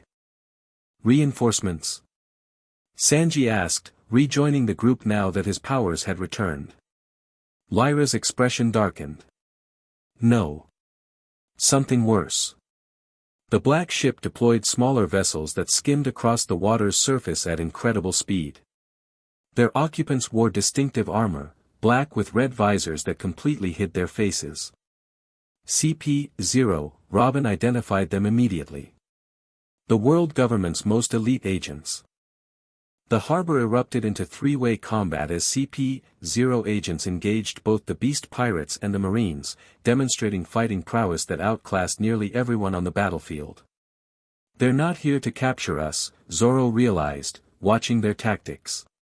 They're eliminating witnesses. Indeed, the CP-0 agents showed no mercy to either faction, systematically executing beast pirates and marines alike with cold efficiency. We need to retreat, Lyra decided. The harbor is lost for now. Back to the palace. No one argued. Even Luffy recognized the strategic necessity of withdrawal in the face of such overwhelming opposition. The group began fighting their way back up the harbor stairs, Zoro and Sanji forming a rear guard while Robin used her powers to clear their path forward. As they reached the mid-level of the city, a lone CP-0 agent intercepted them, taller than the others, with a mask that featured a distinctive red hawk pattern. Monkey D. Luffy, the agent's voice was distorted through the mask. The five elders send their regards. Luffy stepped forward, putting himself between the agent and his friends despite his condition. Funny, I don't remember sending any back. The agent tilted his head slightly. They believed you might be reasonable, given the circumstances. The ancient weapons are killing you. Our scientists can help stabilize your condition. In exchange for what? Luffy asked, though he clearly already knew the answer. Cooperation, the agent replied simply. The gateway has opened. The nameless are returning. These are not matters for pirates to handle. This confirmation that the world government knew about the nameless surprised the group. You knew? Lyra demanded. All this time, your government has known the truth about the Void Century. The CP-0 agent ignored her, focus remaining on Luffy. The choice is simple. Work with us, or watch your friends die one by one as the weapons consume you from within. Luffy's response was equally simple, no. Without warning, he launched himself at the agent, fist cocked back. But his weakened state betrayed him, the agent easily sidestepped, delivering a counterstrike that sent Luffy crashing into a nearby wall. Luffy, several voices called out in alarm. The Straw Hat Pirate struggled to his feet, blood now flowing freely from his nose and mouth.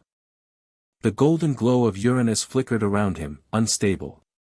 "You see," the agent said, almost sympathetically. "The weapons recognize your body is failing. They're trying to protect their host, but they don't understand human physiology. They're burning you out." Zoro and Sanji moved to attack simultaneously, but the agent's speed was astonishing. He avoided their coordinated assault with seemingly minimal effort, counterattacking with precision strikes that found pressure points even through their defenses. "Enough!"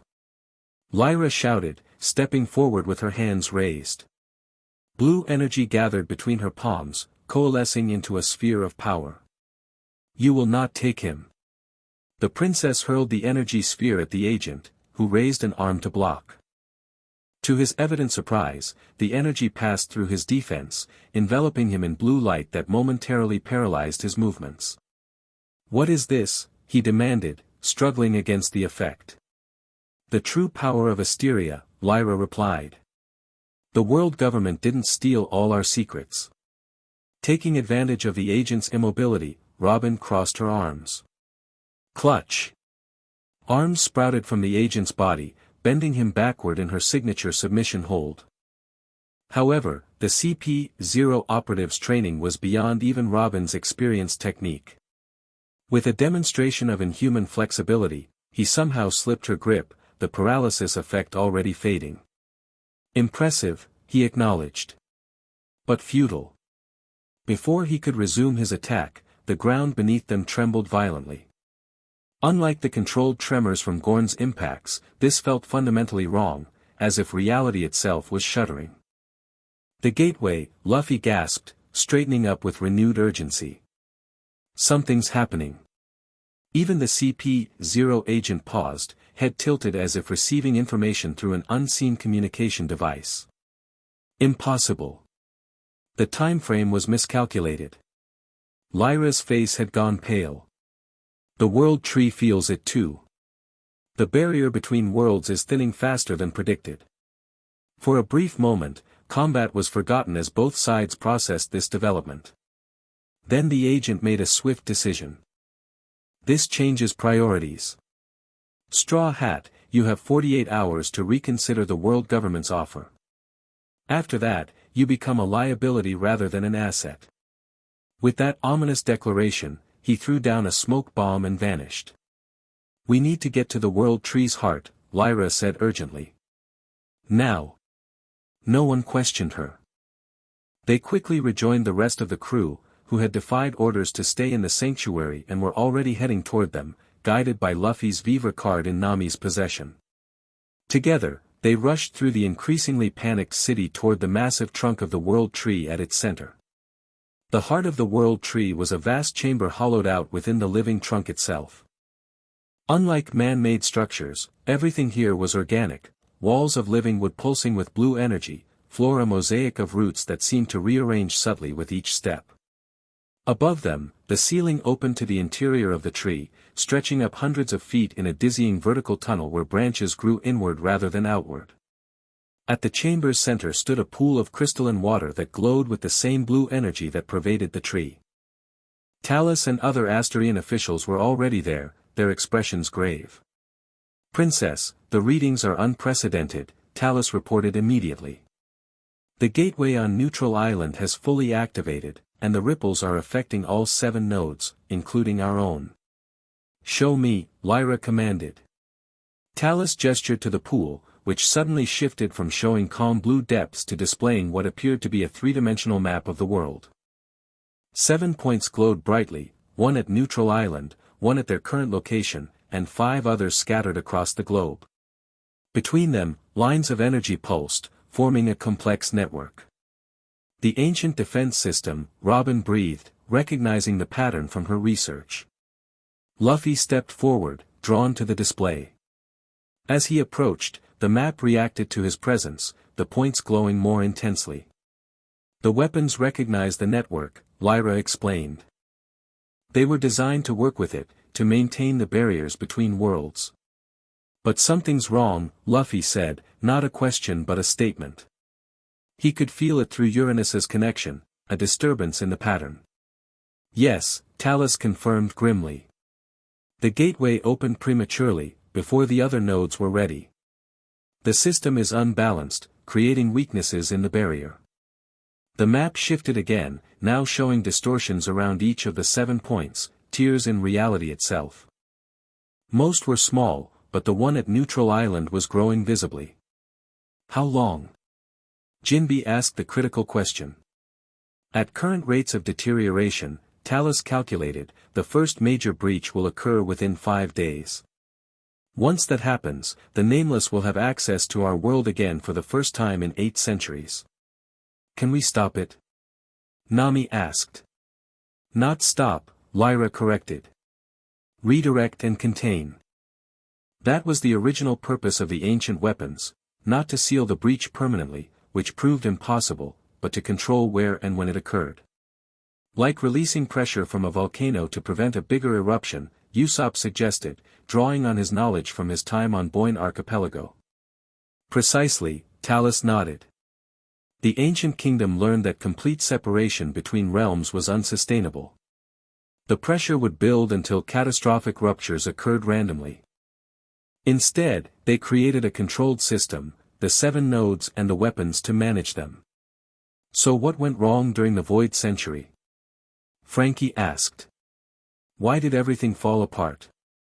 Lyra and Talus exchanged looks, clearly debating how much to share. The complete truth has been lost, Lyra finally said. But we know the world government's founding was involved. The 20 kings who formed the government betrayed the system somehow, attempting to use the weapons for conquest rather than protection. Which let the Nameless break through uncontrolled, Luffy added, drawing on knowledge from the archive. The ancient kingdom fought them off but was weakened, and the world government used that chance to wipe them out. And then rewrote history to erase their crime, Robin concluded bitterly. But now history repeats itself, Talus said. The gateway is open. The system is failing. And the ancient weapons are active once more. Chopper stepped forward, his medical concerns overriding historical revelations. What about Luffy? You said the weapons are hurting him. How do we fix that? Lyra approached the pool, gesturing for Luffy to join her.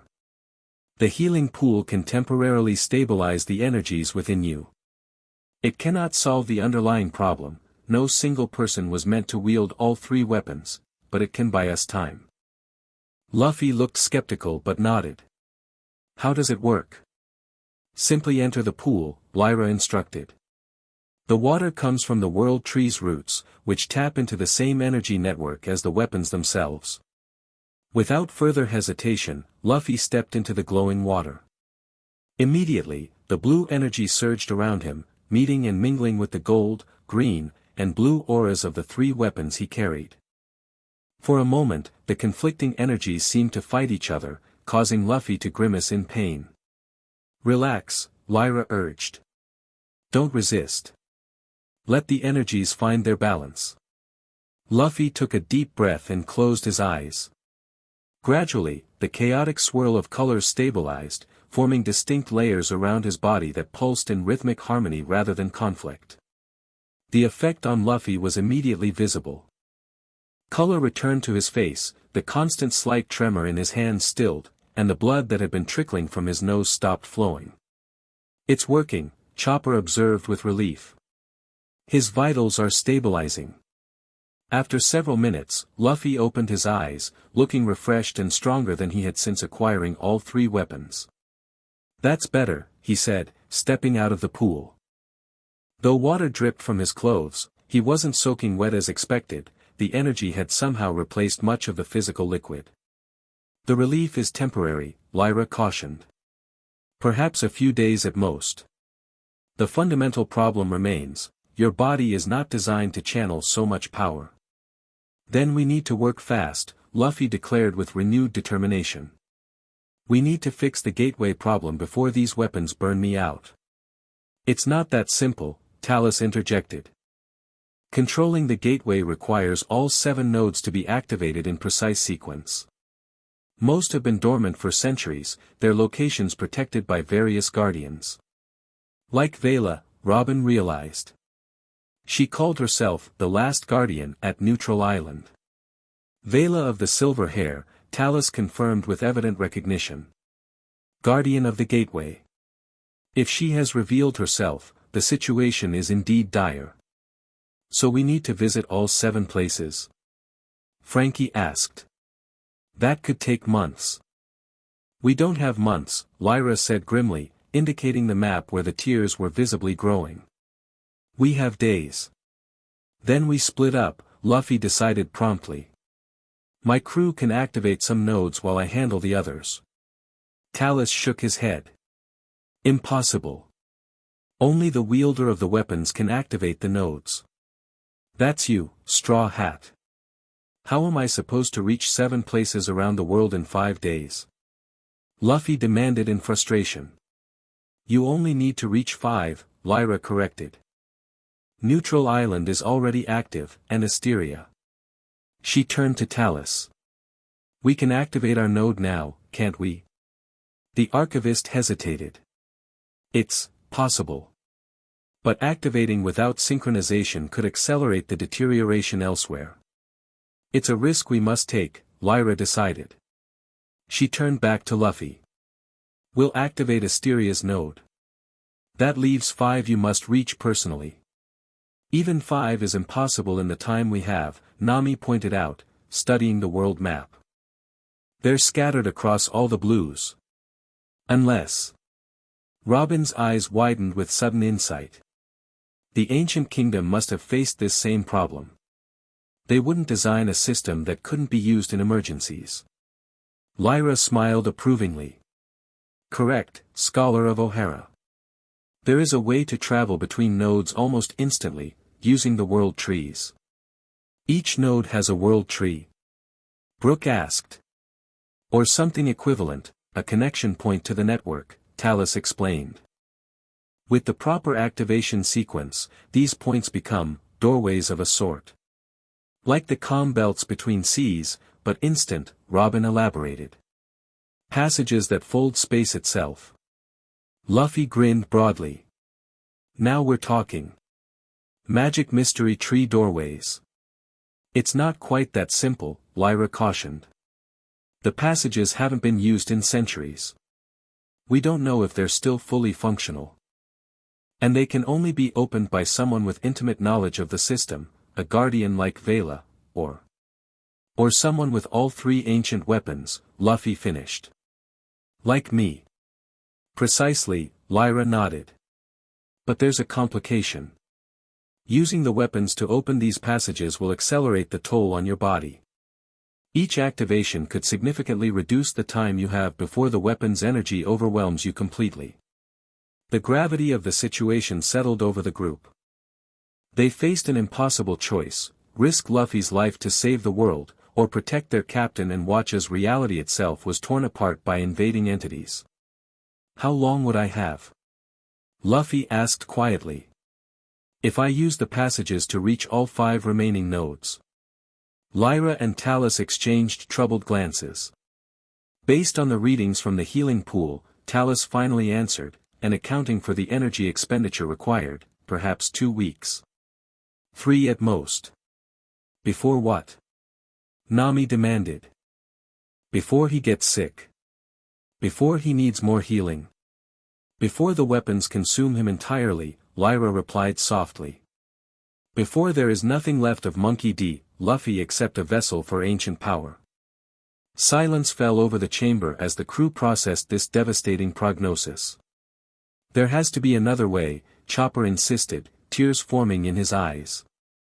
Some medicine or treatment that could help. The ancient kingdom spent generations searching for ways to make the weapons safer for their wielders, Talus said gently. They never found a permanent solution. It's why they eventually designed the system to require 3 separate individuals, dividing the burden. Luffy had gone quiet, his face unreadable beneath his straw hat. When he finally looked up, his expression was calm and resolved. 2 weeks is plenty, he said with characteristic confidence.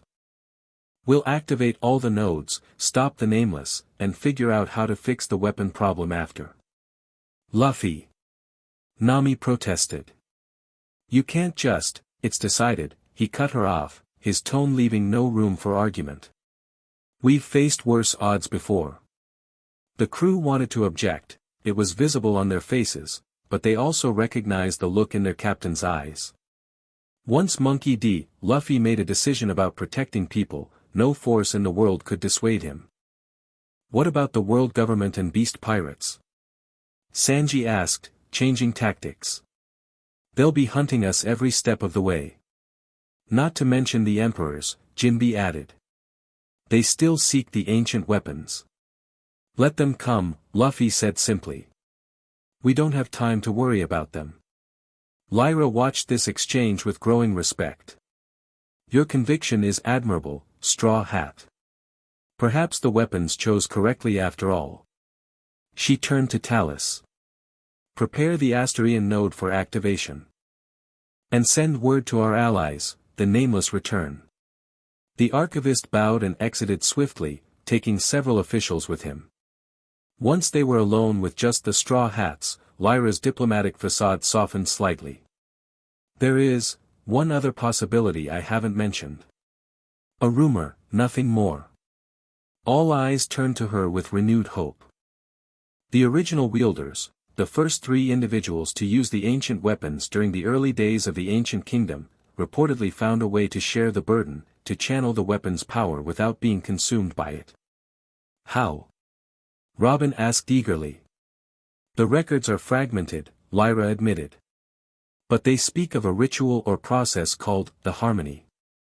Something that allowed the 3 wielders to resonate perfectly with each other, creating a unified channel for the weapon's power without any single person bearing the full weight. Could that work for Luffy? Chopper asked. Even though he has all 3 weapons himself? Lyra shook her head. I don't know. The knowledge was lost, deliberately, we believe, during the betrayal that led to the Void Century. Let me guess, Zoro said dryly. This knowledge might be found at one of the other nodes we need to activate. The Librarium of Elusia, Lyra confirmed. The 3rd node. If answers exist anywhere, they would be there. Luffy clapped his hands together decisively. Then that's our second stop after we activate Asteria's node. I can help with the Asterian activation, Lyra offered. As princess, I'm connected to this node in ways that might reduce the energy you need to expend. Let's do it, Luffy agreed. The sooner we start, the sooner we finish. As they prepared for the activation ritual, the rest of the crew gathered for a private conference out of Luffy's earshot. 2 weeks, Nami repeated, her voice tight with worry. Maybe 3. That's all he has if this keeps up. We've overcome worse odds, Zoro reminded her, though his own concern was evident in the tension of his jaw. Have we? Chopper challenged. This isn't an enemy we can fight or a weather system we can navigate. This is Luffy's life force being drained away. Then we find this harmony thing, Sanji said firmly. Whatever it takes. And if we can't? Brook asked the question no one wanted to voice. Silence fell over the group again, each member confronting the unthinkable possibility of losing their captain, not to an enemy they could fight, but to the very power he wielded to protect them. We will, Robin finally said with quiet conviction. The ancient kingdom found a solution. So will we. Their discussion was interrupted by Lyra calling them back. It's time. The activation chamber is ready. The activation chamber was located at the very base of the World Tree, where its largest roots plunged deep into the earth. Unlike the ornate architecture elsewhere in Asteria, this space was primal, a cave formed by the natural growth of the massive tree, illuminated only by the blue energy that pulsed through the roots. In the center stood a structure that mirrored the pedestal from the archive on Neutral Island, 3 indentations arranged in a triangle, though here they were formed from living wood rather than stone. The process is straightforward but intensive, Lyra explained, now dressed in ceremonial robes that matched the blue energy of the tree. I will channel Asteria's connection to the network. You, Straw Hat, will use the weapons to actually activate the node. Luffy nodded, stepping up to the pedestal. The crew formed a circle around them, both for support and protection. Will this hurt him? Chopper asked worriedly. Yes, Lyra answered honestly. But the healing pool's effects should buffer the worst of it. Without further preamble, the princess began a chant in a language none of them recognized, except perhaps Robin, whose eyes widened in academic excitement despite the tense situation. The original tongue of the ancient kingdom, she whispered to Jinbe. I've only seen fragments in texts. As Lyra chanted, the blue energy in the roots intensified, gathering around the pedestal. She gestured for Luffy to place his hands on the indentations. The moment he did, the reaction was immediate and dramatic. Golden light from Uranus, green from Poseidon, and blue from Pluton erupted from Luffy's body, meeting and mingling with the energy Lyra was channeling from the World Tree. Luffy's face contorted in pain, but he didn't make a sound, concentrating entirely on maintaining the connection. The combined energies formed a swirling vortex that rose through the center of the World Tree, visible as a column of light that shot upward through the trunk.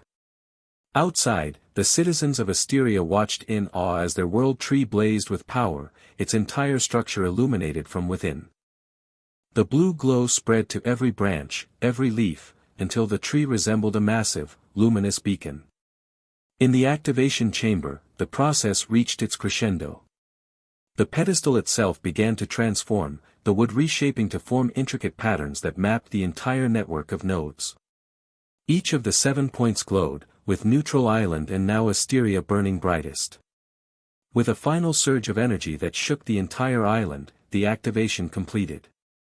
The vortex collapsed back into the pedestal, and Luffy stumbled backward, caught by Zoro before he could fall. It's done, Lyra announced, herself looking drained but triumphant. Asteria's node is active for the first time in 8 centuries. Luffy's condition concerned everyone. Though not as bad as after using the archive, he was clearly weakened, pale and breathing hard, with a trickle of blood running from one ear. How do you feel? Chopper asked, immediately checking his vitals. Like I ate a bad piece of meat, Luffy grimaced. But I'll be fine. The activation had changed the pedestal permanently. It now displayed a real-time map of the node network, similar to what they'd seen in the healing pool chamber but more detailed. 5 points remained dormant, with Neutral Island and Asteria now connected by a line of pulsing energy. The passage between our nodes is now open, Lyra explained, indicating a new formation that had appeared at the base of the World Tree, an archway of intertwined roots that glowed with the same blue energy. This is how you will travel to the other nodes. It doesn't look very door-like, Usopp observed skeptically. The passage exists in a space between physical locations, Lyra explained. Think of it as a shortcut through reality itself. Like the knock-up stream but sideways, Luffy suggested with characteristic simplification. Close enough, Lyra smiled tiredly. Each node you activate will connect to this network, making travel between them instant. But reaching the first inactive node will be the greatest challenge. Where is it? Nami asked. Lyra pointed to the map. The closest inactive node is here, the hollow mountain of Illyria, in the New World. But I would recommend targeting the Librarium of Illusia first, despite it being farther. If the knowledge of the harmony exists, securing it should be our priority. Agreed, Robin said firmly. Luffy's condition takes precedence. Luffy looked like he might argue, but a wave of dizziness changed his mind. Fine. Librarium first. How do we get there if the passage only connects active nodes? The World Tree can create a temporary path to any node, active or not, Lyra explained. But only once, and the energy cost is substantial, both to the tree and to you as the weapon wielder. More strain on Luffy, Jinbe noted grimly. Unavoidable, I'm afraid, Lyra confirmed. But once you activate the Librarium's node, traveling between it, Neutral Island, and Asteria will become effortless. How long will the temporary path last? Sanji asked the practical question. Long enough for one crossing only, Lyra answered. Your entire crew can travel together, but there's no coming back that way. You must activate the node to return. What if we can't? Usopp asked nervously. Then you're stranded until you find conventional transportation, Talus said, entering the chamber with several scrolls. Which is why we've prepared these, maps and information about each node's location, including nearby ports and settlements. When can we leave? Luffy asked, already recovering his determination despite his physical weakness. The passage can be opened whenever you're ready, Lyra said. But I would recommend at least a few hours rest first. Using the weapons again so soon could be dangerous. Before Luffy could predictably insist on immediate departure, a messenger burst into the chamber, face pale with alarm. Princess. Vessels approaching from all directions, world government, beast pirates, and others. The barrier is failing completely. How many? Lyra demanded. At least 15 ships, including what appears to be an emperor's flagship. This news electrified the group. An emperor coming personally raised the stakes dramatically. Which emperor? Jinbe asked sharply. Unknown, but the flag bears a serpent design. The crew exchanged knowing glances. There was only one emperor whose flag featured a serpent. Our time just ran out, Zoro observed grimly. If she's coming personally, things are worse than we thought. Who? Lyra asked. The Serpent Empress, Robin explained. Former warlord Boa Hancock, now one of the 4 emperors. And she has history with Luffy.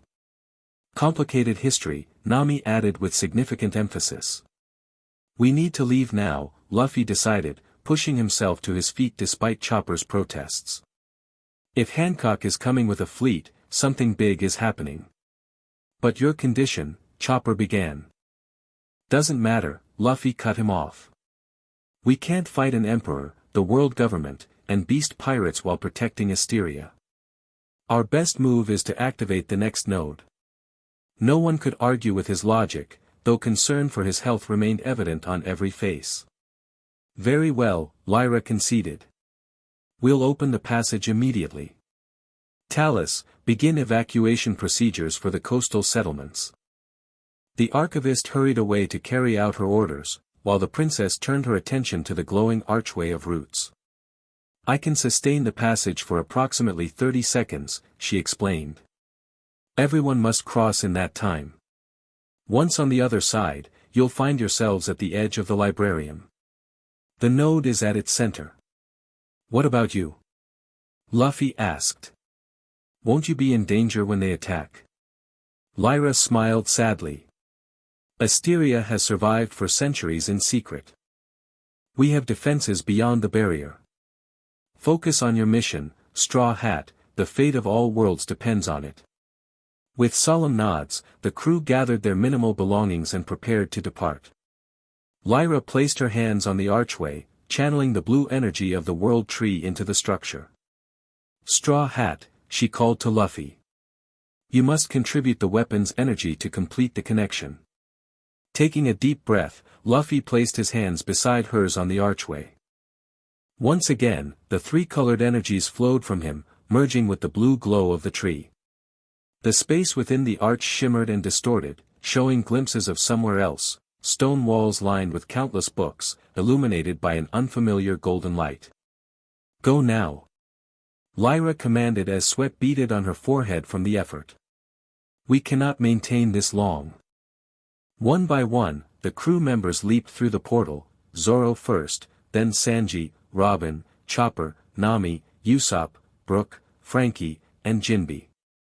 Luffy prepared to follow when Lyra grabbed his arm. Wait, she said urgently. There's one more thing you should know. About the librarium. What? Luffy asked, conscious of the portal already beginning to destabilize. Its guardian, Lyra replied, her voice strained. Unlike Vela, who serves the greater good, the guardian of the librarium serves only knowledge itself. It will test you, perhaps cruelly. Trust nothing you see until you've activated the node. With that cryptic warning, she released him. Luffy nodded in acknowledgement before leaping through the portal just as it began to collapse behind him. The sensation of passage was disorienting, like being pulled in every direction simultaneously while remaining perfectly still. For a brief, terrifying moment, Luffy felt the ancient weapons within him resonate with something vast and incomprehensible in the space between spaces. Then reality reasserted itself as he tumbled onto a hard stone floor, the portal snapping shut behind him. Looking up, he found himself surrounded by his concerned crew in what appeared to be exactly what Lyra had described, a massive library of impossible proportions, its walls lined with books that stretched up hundreds of feet to a ceiling that glittered like the night sky. "Are you okay?" Chopper asked immediately, helping him to his feet. Luffy nodded, though the use of the weapons to open the passage had clearly taken another toll. Fresh blood trickled from his nose, and his hands trembled slightly. "Where are we exactly?" Nami wondered, staring at their surroundings in awe. Robin was already examining the nearest bookshelf with academic ecstasy. The Librarium of Elusia. One of the greatest repositories of knowledge from the ancient kingdom. Scholars have searched for this place for centuries. "It's just a bunch of dusty books," Zoro commented, unimpressed. "Each containing knowledge that could change the world," a new voice interjected smoothly. The crew spun around to find a figure watching them from the shadows between towering bookshelves, tall and slender, with skin so pale it almost glowed in the dim light, and eyes that reflected gold like a cat's. Unlike Vela's silver hair, this individual's was midnight black, cascading to the floor in impossible length. "The guardian of the librarium, I presume?" Robin asked, recalling Lyra's warning. The figure inclined its head slightly. "Some call me that. Others have named me the archivist, the keeper, the memory. I have witnessed the rise and fall of civilizations, the birth and death of ideas." Its gaze fixed on Luffy with unnerving intensity. "And now, the return of the Nameless." Luffy stepped forward, ignoring the weakness in his legs. "We need to activate the node here. To stop them from coming through the gateway." The Guardian smiled, revealing teeth that seemed too sharp for comfort. "Of course you do. But the Librarium does not yield its secrets freely, weapon holder. Knowledge must be earned." "We don't have time for games," Zoro growled, hand moving to his sword hilt. "Time." The Guardian laughed, a sound like pages rustling. "Time is relative in the Librarium. Outside, the world rushes toward catastrophe. In here, we have flexibility. What do you want?" Luffy asked directly. The Guardian's smile widened. "A fair exchange. You seek two things, activation of the node and knowledge of the harmony. I require proof that you are worthy of both." "How do we prove that?" Frankie demanded impatiently. "A series of trials," the Guardian replied. 3 tests for the wielder of 3 weapons. Pass them, and both the node and the knowledge you seek will be yours. Luffy didn't hesitate. "I'll do it." "Luffy, wait," Nami cautioned. "Remember what Lyra said. We can't trust this Guardian." "We don't have a choice," Luffy countered. "We need the node active, and we need to find out about the harmony." He turned back to the Guardian. "What are these tests?" The Guardian's golden eyes gleamed with something between amusement and hunger. "The test of mind, the test of heart, and the test of will. Success in all 3 will grant you what you seek." "And if I fail?" Luffy asked. "Then you join my collection," the Guardian replied simply, gesturing to the endless shelves. Another fascinating story preserved for eternity. The implication sent a chill through the crew, but Luffy merely nodded. "Let's start. We've got a world to save." The Guardian seemed pleased by his response. "Very well. The first test begins now." With a wave of its hand, the vast library around them began to shift and change, bookshelves rearranging themselves like massive wooden serpents, creating a new configuration that resembled a labyrinth. The test of mind, the guardian announced. Find the center of the librarium where the note awaits. But beware, knowledge is power, and power corrupts those unprepared for it. Before anyone could respond, the floor beneath them split apart, separating the crew members. Platforms rose and fell, carrying each of them to different sections of the now transformed library. Guys! Luffy called out in alarm as his friends disappeared from view. They are safe, the guardian assured him, its voice now coming from everywhere and nowhere. This test is for you alone, weapon holder. Find your way to the center. Find your crew. Find the truth. Left alone amidst towering shelves of ancient knowledge, Luffy faced his first trial, a challenge not of strength, but of mind. For someone who typically solved problems with his fists rather than his intellect, the labyrinth of knowledge represented a fundamental test of his worthiness to wield powers that could reshape reality itself. The ancient weapons stirred within him, as if sensing the trial ahead. Uranus in particular seemed to resonate with the librarium's energy, its golden glow flickering beneath Luffy's skin like a compass seeking true north. With determination overriding the weakness in his body, Luffy set forth into the labyrinth, guided by instinct and the subtle pull of the weapons within him. The second node awaited, as did the knowledge that might save his life and the world itself, if he could prove worthy of both. Chapter 3, The Voice of Freedom book stretched in every direction like an endless paper sea. Luffy stood alone in the labyrinth, the golden glow of Uranus pulsing beneath his skin.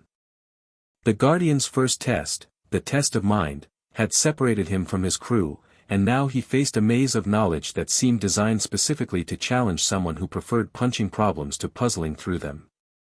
Guys? Luffy called out, his voice echoing strangely between the towering bookshelves. No answer came. He closed his eyes, focusing on the weapons within him. Help me find them, he whispered, and Uranus responded. The golden energy flowed through him, connecting to the ancient knowledge surrounding him. When he opened his eyes again, faint trails of light appeared on the floor, 9 different paths leading in 9 different directions. One for each of my friends, Luffy realized. But which to follow first? A book fell from a nearby shelf, landing open at his feet. Curious, Luffy picked it up and found a page displaying what appeared to be the librarium's layout, a massive circular structure with a central chamber where the node must be located.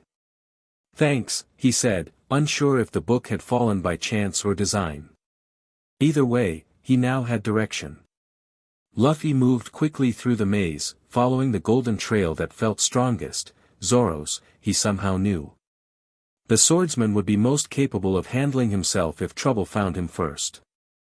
As he walked, whispers reached his ears, voices emerging from the countless books around him, sharing fragments of knowledge, temptations, warnings. The ancient weapons can reshape continents. The world government fears what you might learn. Power beyond imagination awaits the true wielder. Luffy ignored them, focusing only on finding his crew. The path twisted and turned, occasionally requiring him to climb over collapsed shelves or squeeze through narrow passages where books had spilled onto the floor. Finally, he spotted a familiar green-haired figure standing in a circular clearing between bookshelves, arms crossed, looking thoroughly annoyed. About time, Zoro grumbled when he saw Luffy. This place keeps changing. Every time I try to leave, the shelves move. The Guardian said it's testing me, Luffy explained. We need to find the others and get to the center. Together they followed the next strongest trail, which led to Sanji. The cook was examining a shelf of ancient culinary texts with professional interest. These recipes are revolutionary, Sanji said by way of greeting. Ingredients I've never even heard of. We can come back for a cookbook tour later, Zoro said dryly. We need to move. One by one, they located the others, Robin absorbed in historical texts, Nami studying ancient navigation charts, Chopper fascinated by medical knowledge lost to time, Usopp reading tales of forgotten heroes, Brooke examining musical compositions, Frankie analyzing engineering principles, and Jinbe contemplating texts on ancient forms of fishman karate. Each of them had found knowledge specifically tailored to their interests, and Luffy realized this was part of the test, the temptation to lose oneself in personal pursuits rather than focus on the greater mission. The center, Luffy reminded them once the crew was reunited. We need to find the node. The layout is constantly shifting, Robin observed.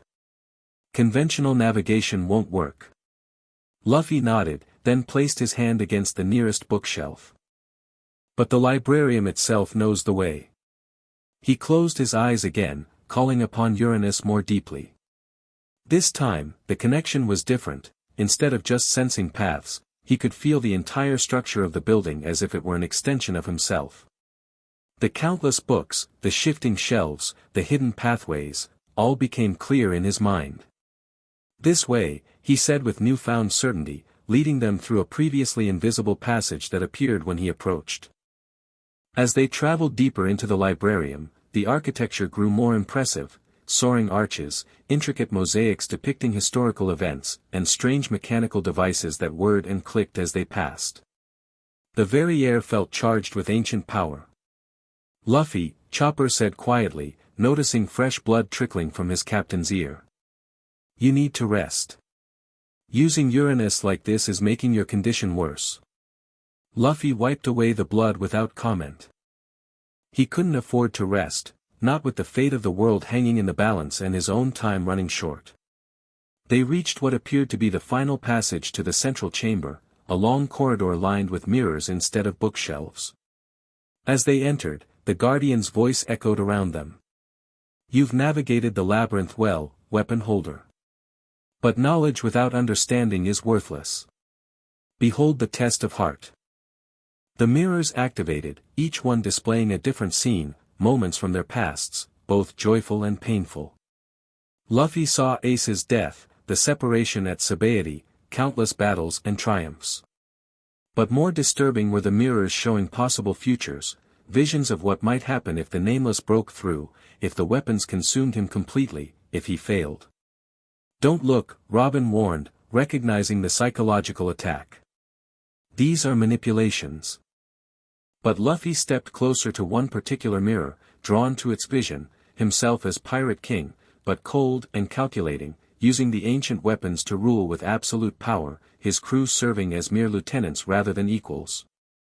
In the vision, the world trembled before him, exactly what the world government feared he might become. Is this what I'd do with unlimited power? He wondered aloud. That's the question, isn't it? The Guardian materialized beside him, its cat-like eyes reflecting in the mirror. Power reveals truth. The ancient weapons will ultimately reflect what lies in your heart.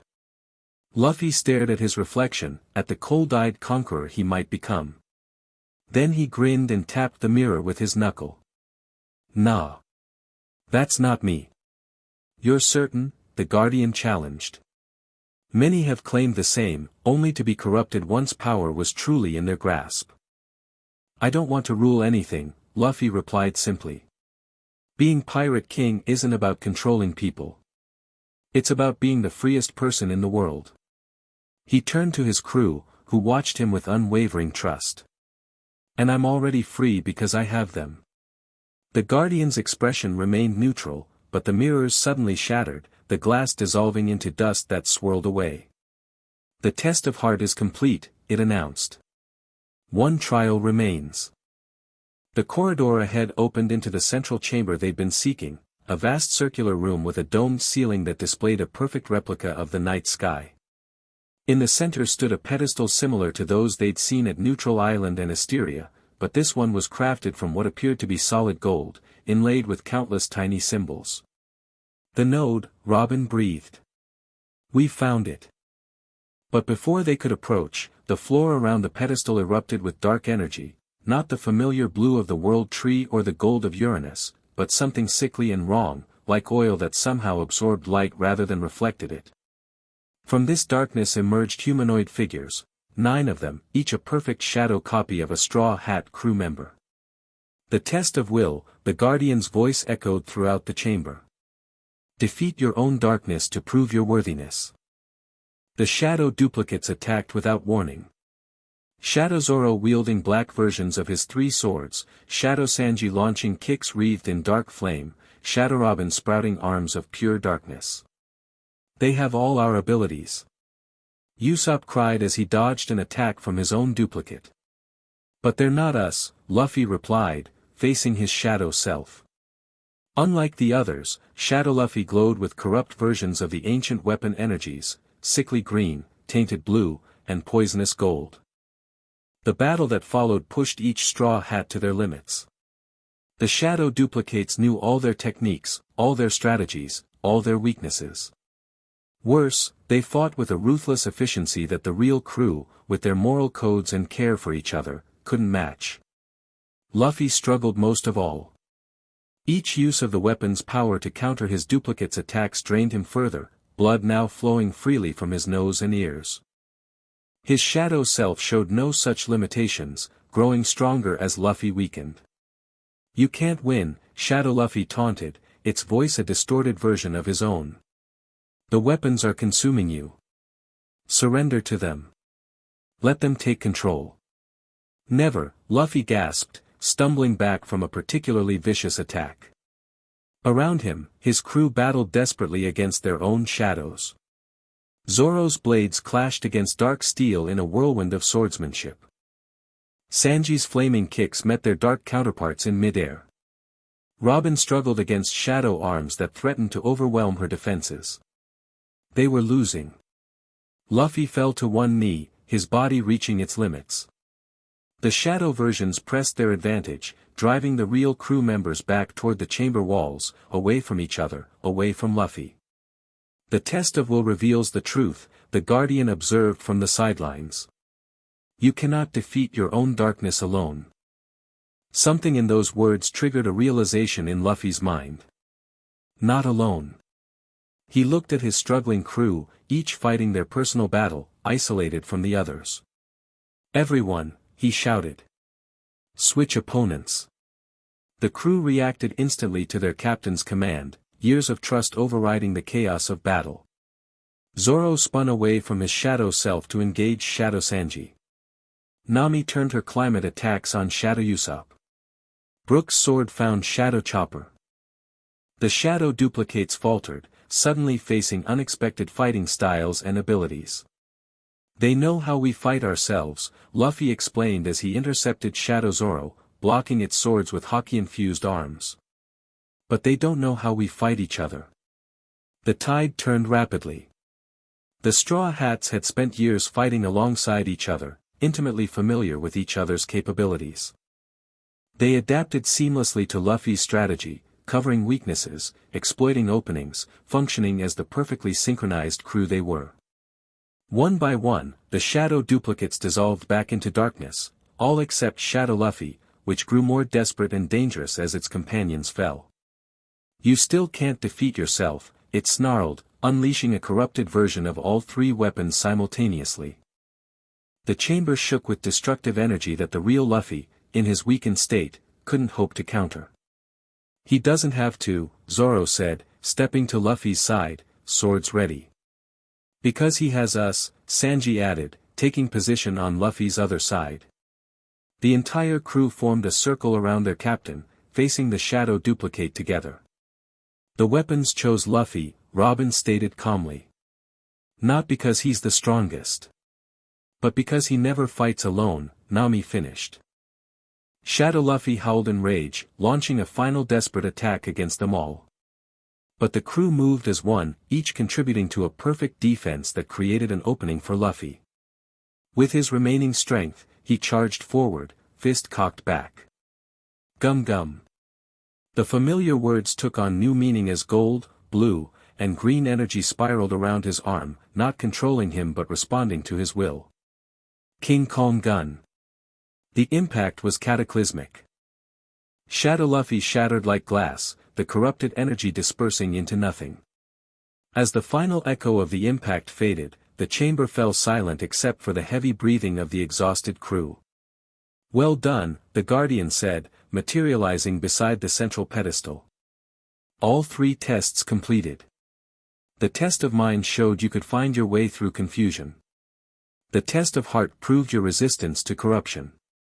The test of will demonstrated the true source of your strength. Luffy straightened, supported by Zoro and Sanji. The node. And the harmony. You promised. Indeed. The guardian gestured to the pedestal. The node awaits your activation, weapon holder. As for the harmony. It waved a hand, and a book materialized, floating in midair. The knowledge you seek. Robin approached the book cautiously. How do we know this is genuine? You don't, the guardian replied simply. Trust must be earned on both sides. Activate the node, and I will show you why the harmony matters more than you realize. Luffy nodded to his crew, then staggered forward to the pedestal. Like the previous two nodes, this one required him to channel the ancient weapon's power. He placed his hands on the golden surface, steeling himself for the pain that would follow. The activation process began as before, energies flowing from him into the node, connecting it to the network. But this time, something was different.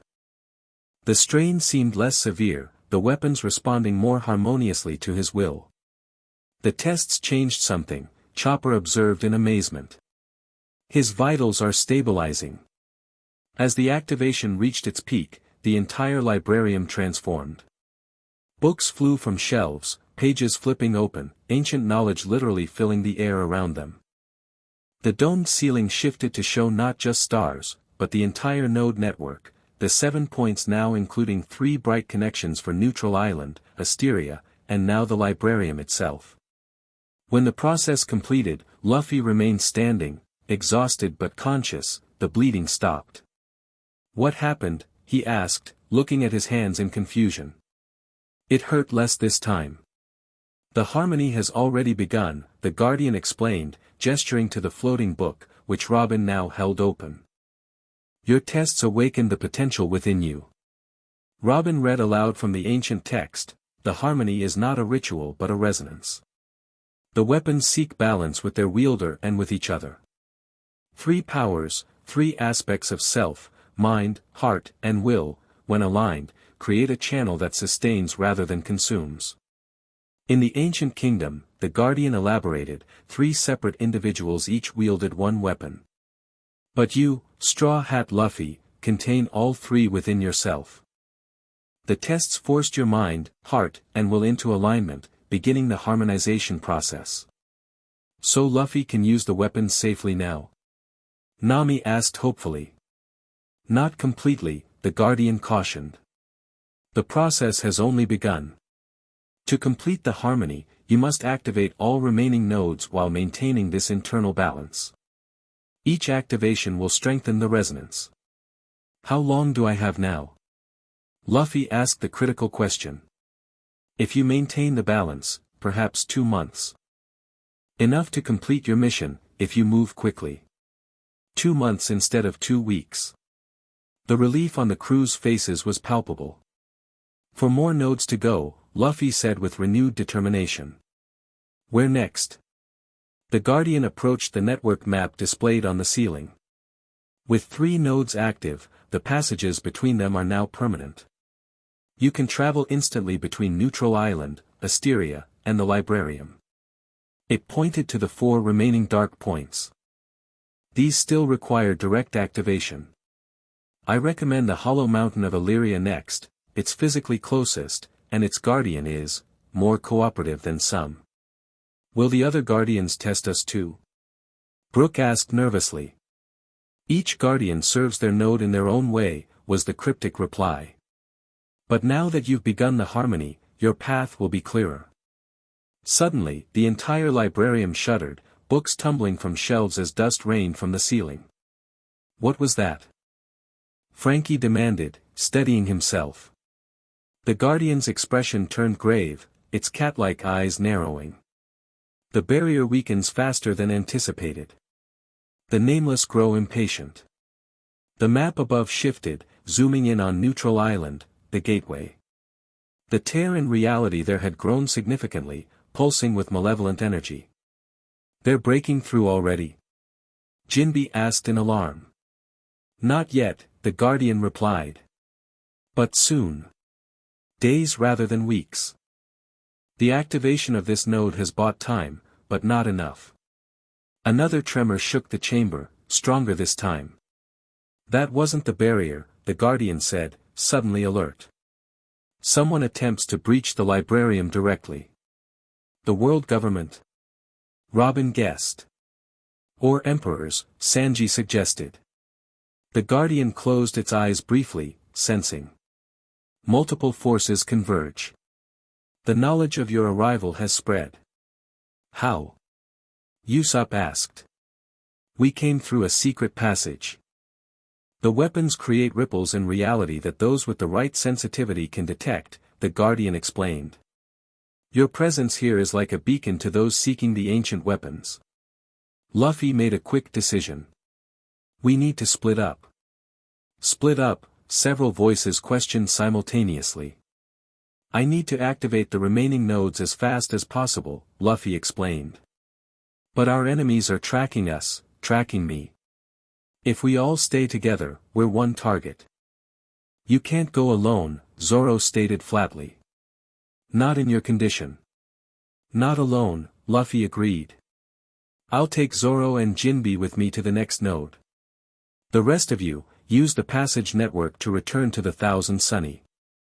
Draw our pursuers away while we activate the remaining nodes. That's actually, not a bad plan, Nami admitted reluctantly. The Sunny's faster than anything the world government has. We could lead them on a chase while you work in the shadows. I should accompany you as well, Robin suggested. My knowledge of ancient civilizations could prove valuable at the nodes. Luffy considered, then nodded.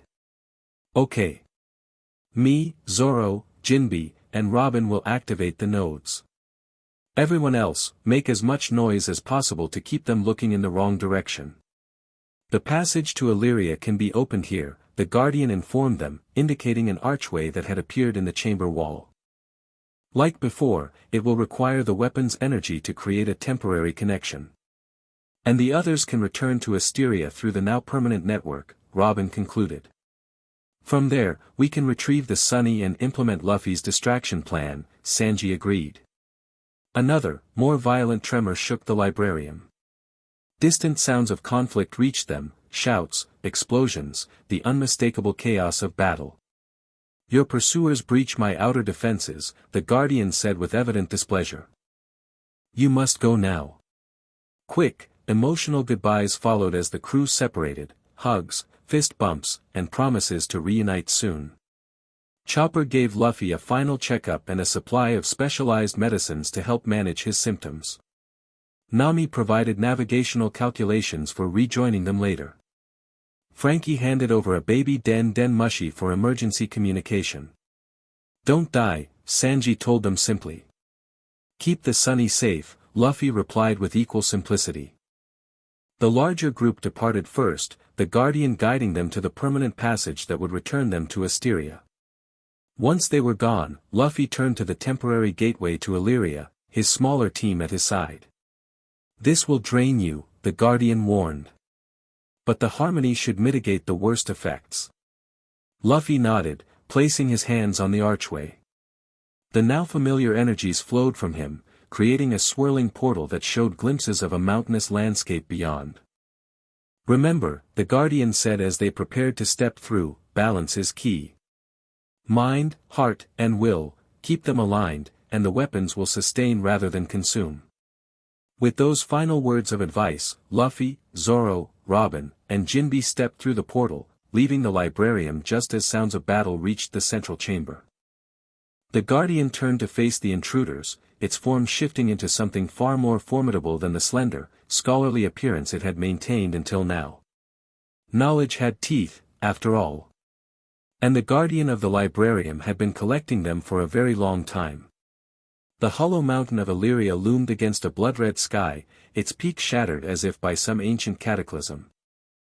Unlike the lush islands of Asteria or the scholarly grandeur of the librarium, Illyria was a place of stark, primordial power, black rock, fields of ash, and rivers of what appeared to be molten metal rather than water. Cheerful place, Zoro commented as they emerged from the portal, which snapped shut behind them. The forge of the ancient kingdom, Robin identified their surroundings with academic precision. Where the weapons were first created. They stood on a plateau halfway up the mountain. Below stretched a blasted landscape dotted with the ruins of what must have once been a mighty civilization. Above, the hollow peak of the mountain glowed with ominous red light, like the eye of a slumbering beast. "I don't see any welcoming committee," Jinbe observed, scanning for the guardian that should be present. "Let's head up," Luffy decided. "The node must be at the peak." As they began their ascent, Luffy took stock of his condition. The activation of the Librarium's node had indeed taken less of a toll thanks to the beginning stages of the harmony, but he wasn't fully recovered. His muscles ached, his head pounded, and occasionally his vision blurred.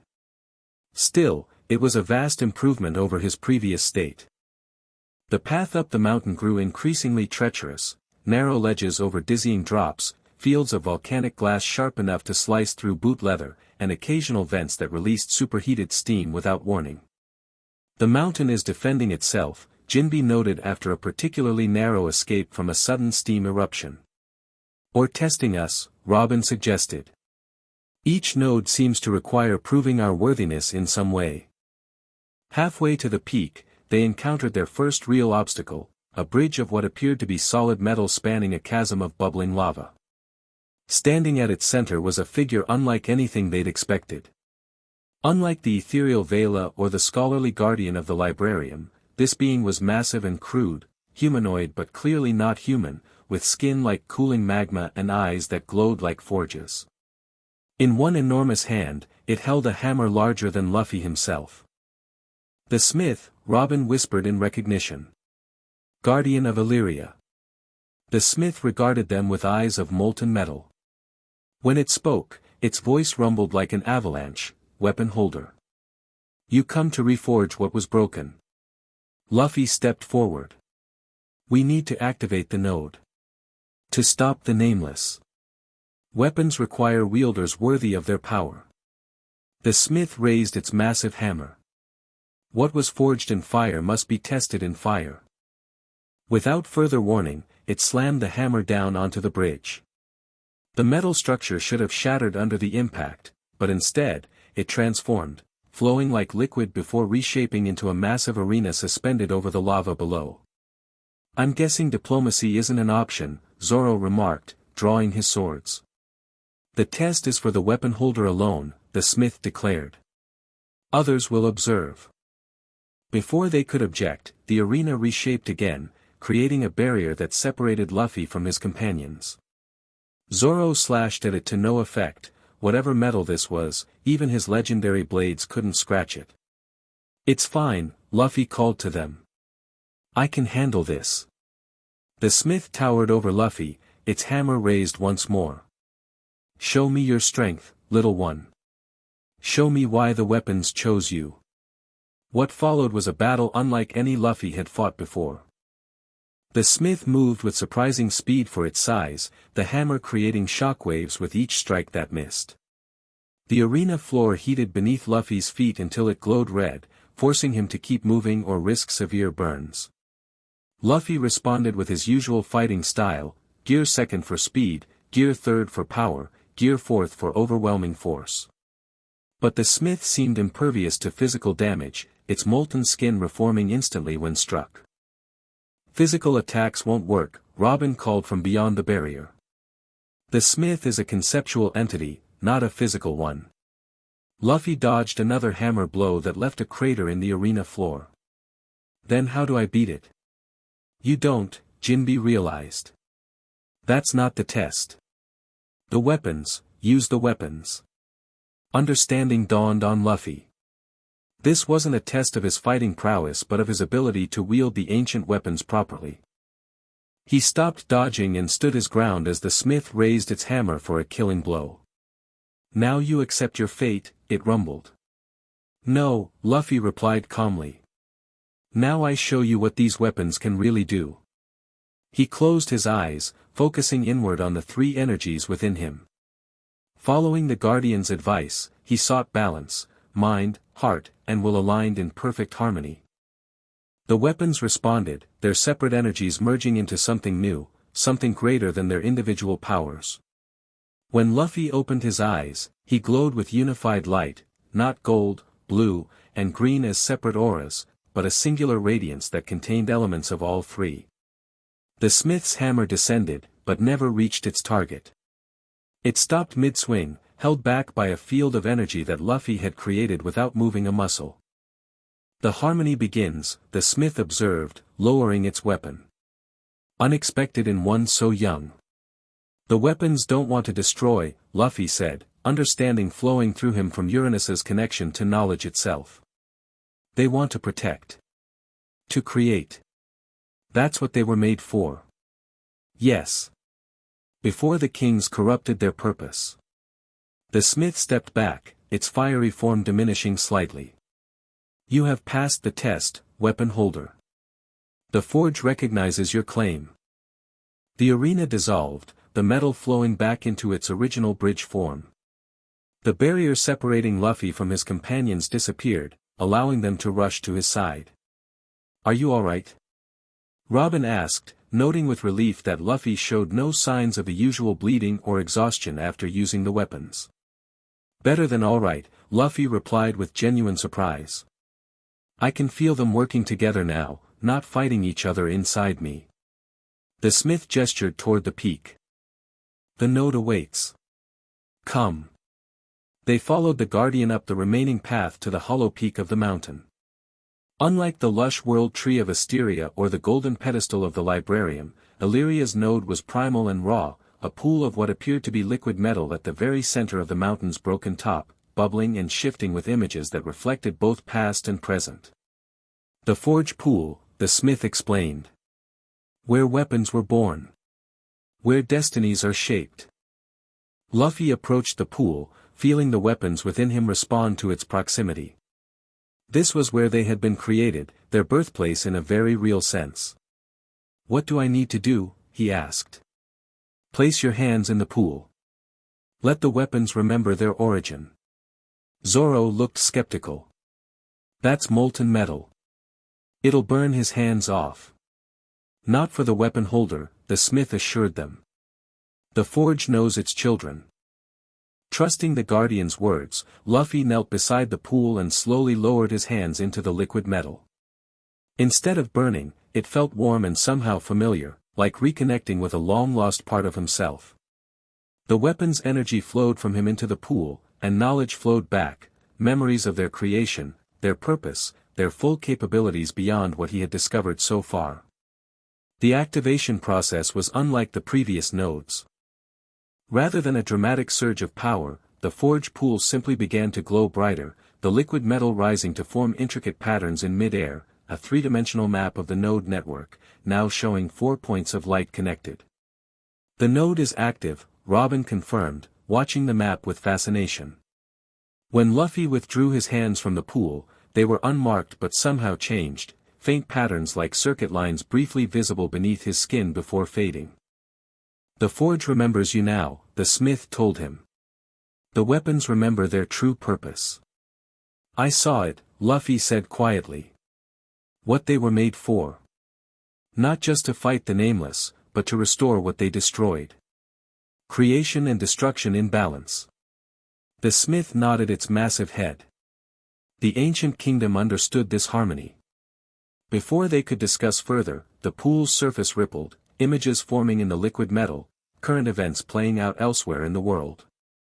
They saw the gateway on Neutral Island, the tear in reality now visible to normal sight, a darkness that seemed to leak into the world. They saw massive naval battles as world government forces clashed with Emperor fleets.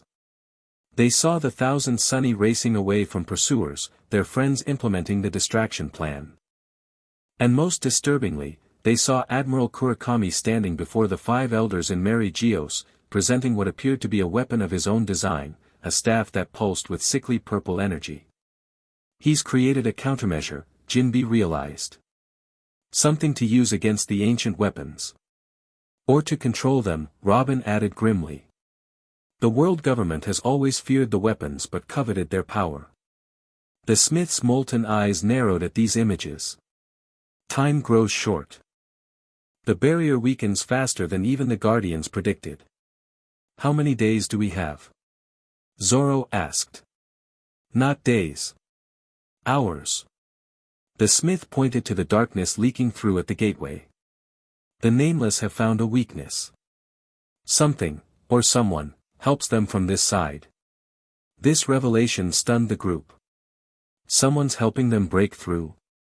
Luffy asked incredulously. Who would do that? Those who do not understand what they summon, the smith replied. The world government believes they can control the nameless, use them against their enemies. That's insane, Robin gasped. The historical records are clear about what happened during the Void Century. The nameless cannot be controlled. Desperation breeds foolishness. The smith turned back to Luffy. You must complete the node network immediately. The remaining 3 must be activated before the breach widens. 3 nodes in hours? Jinbe shook his head. Even with the passage network, that's nearly impossible. Not if we split up further, Luffy decided.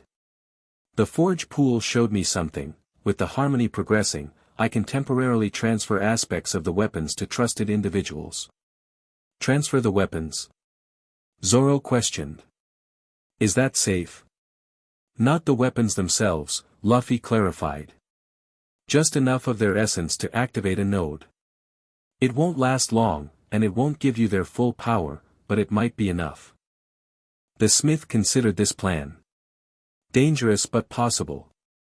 The original wielders shared power this way in emergencies. So we each activate a node simultaneously, Robin understood. Cutting our time frame by 2/3. I'll take the most dangerous one, Luffy said immediately. The Celestial Observatory. It's closest to Mary Geos, which means heaviest world government presence. I'll go to the Desert Vault, Jinbe volunteered. My water abilities will be advantageous in that environment. The Abyssal Temple falls to me then, Robin concluded.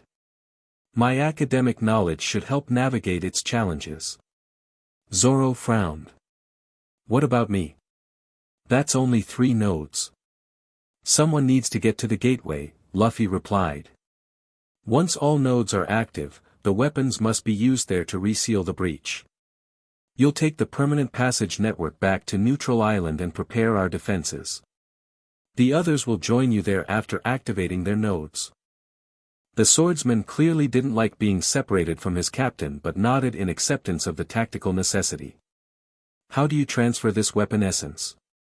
Jinbe asked the practical question. Luffy looked to the smith for guidance. The guardian gestured to the forge pool. Here, where the weapons were born, their power can be shared. But be warned, even temporary transfer weakens the harmony you have begun. Will it kill me faster? Luffy asked bluntly. The smith's molten features arranged in what might have been respect. Yes. But if the nameless break through completely, death would be a mercy by comparison. Do it, Luffy decided. The ritual that followed was both beautiful and terrible to witness. Luffy stood in the forge pool itself, the liquid metal rising to his waist. Jinbe and Robin joined him, while Zoro watched from the edge, his expression stoic but his single eye revealing his concern. The smith struck the pool's surface with its hammer, creating a resonance that made the entire mountain vibrate. Luffy glowed with the unified light of the harmony, then deliberately separated the energies back into their component parts, gold, blue, green swirling around him individually once more. With careful precision, he directed a portion of Pluton's energy to Jinbe and a portion of Uranus's knowledge to Robin. The transfer was visible as streams of blue and gold light flowing from Luffy to his companions, who gasped as the ancient power entered them. When it was complete, Jinbe glowed faintly blue and Robin faintly gold. Luffy remained in the pool, noticeably diminished, blood once again trickling from his nose despite the harmony's previous stabilizing effect. The transfer is complete, the smith announced. The power will last 12 hours, no more. Sufficient to activate the nodes if you move quickly. And the passages? Robin asked, looking slightly dazed from the influx of ancient knowledge now flowing through her mind. The forge can open 3 simultaneously, the smith confirmed. Once more, weapon holder, your strength is required. Despite his weakened state, Luffy nodded. With the smith's guidance, he channeled what remained of his power, primarily Poseidon now, with diminished portions of the other 2, to create 3 separate passages. The effort was clearly tremendous, sweat pouring down his face as he struggled to maintain control. 3 archways formed around the forge pool's perimeter, one of swirling sand, the desert vault, one of cosmic energy, the celestial observatory, and one of deep blue water, the abyssal temple. Go, Luffy gasped, clearly unable to maintain the passages for long. We meet at the gateway when it's done.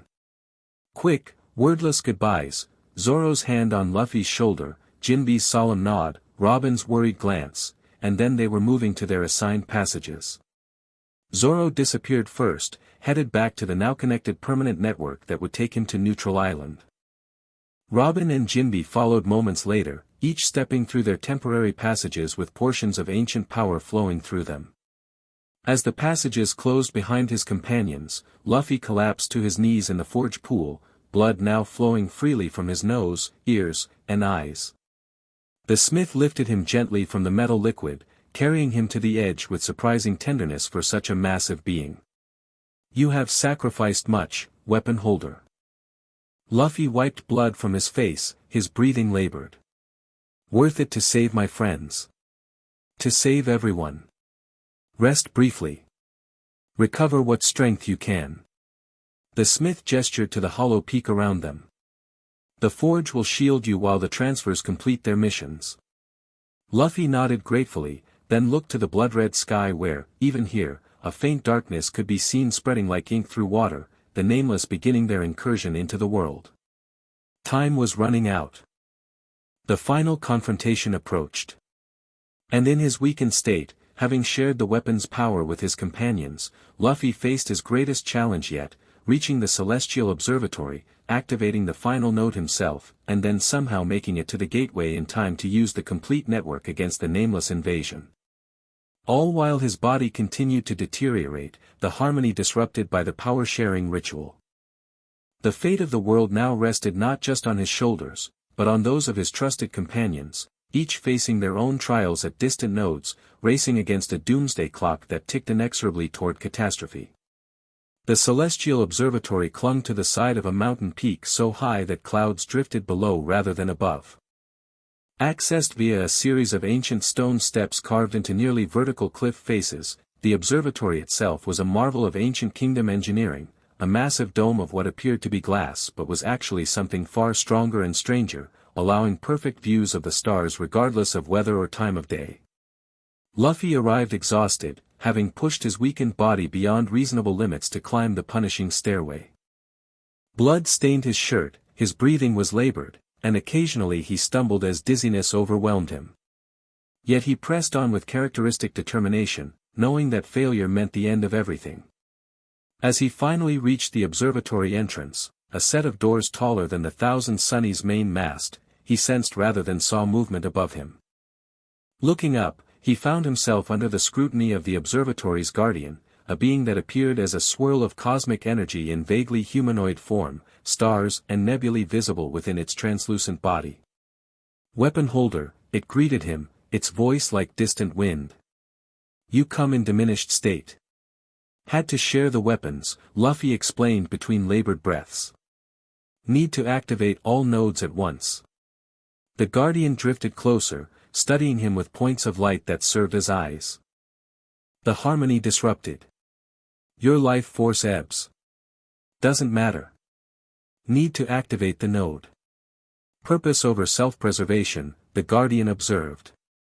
Admirable but possibly futile. The Celestial Observatory's activation requires precision you may lack in your current condition. Luffy straightened as best he could. I'll manage. The massive doors swung open silently, revealing the observatory's interior, a vast circular chamber dominated by a mechanism that defied easy description.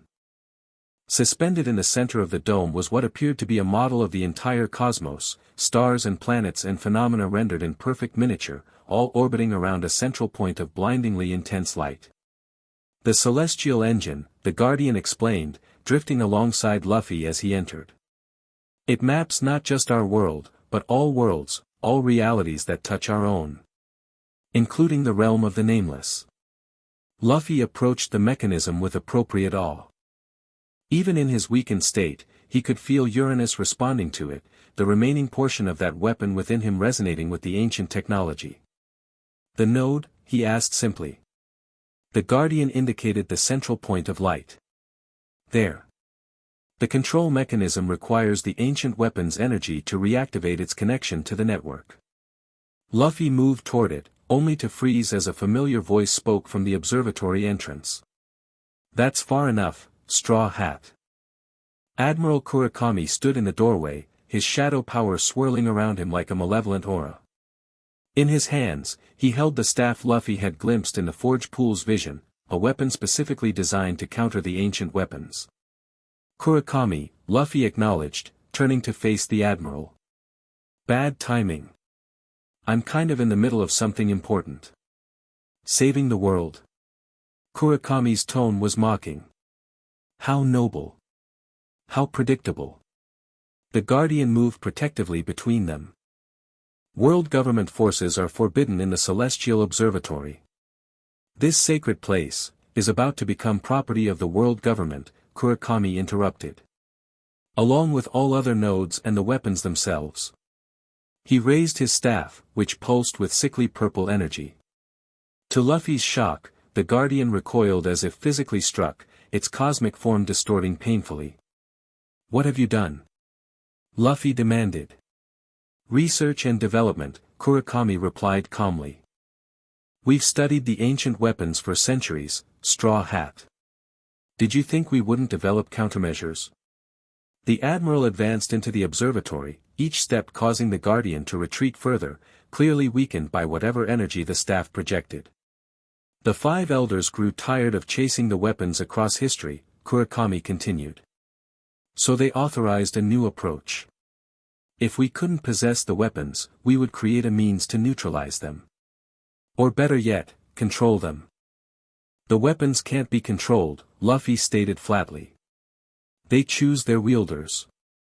A poetic notion. Inaccurate, but poetic. Kurakami twirled the staff with expert precision. Their tools, Straw Hat. Powerful, ancient tools with sophisticated selection mechanisms, but tools nonetheless. And every tool can be hacked, reprogrammed, subverted. He pointed the staff directly at Luffy. Including the tools currently killing you from the inside out. Luffy felt the weapons within him respond to the staff's energy, writhing uncomfortably, their harmonization further disrupted.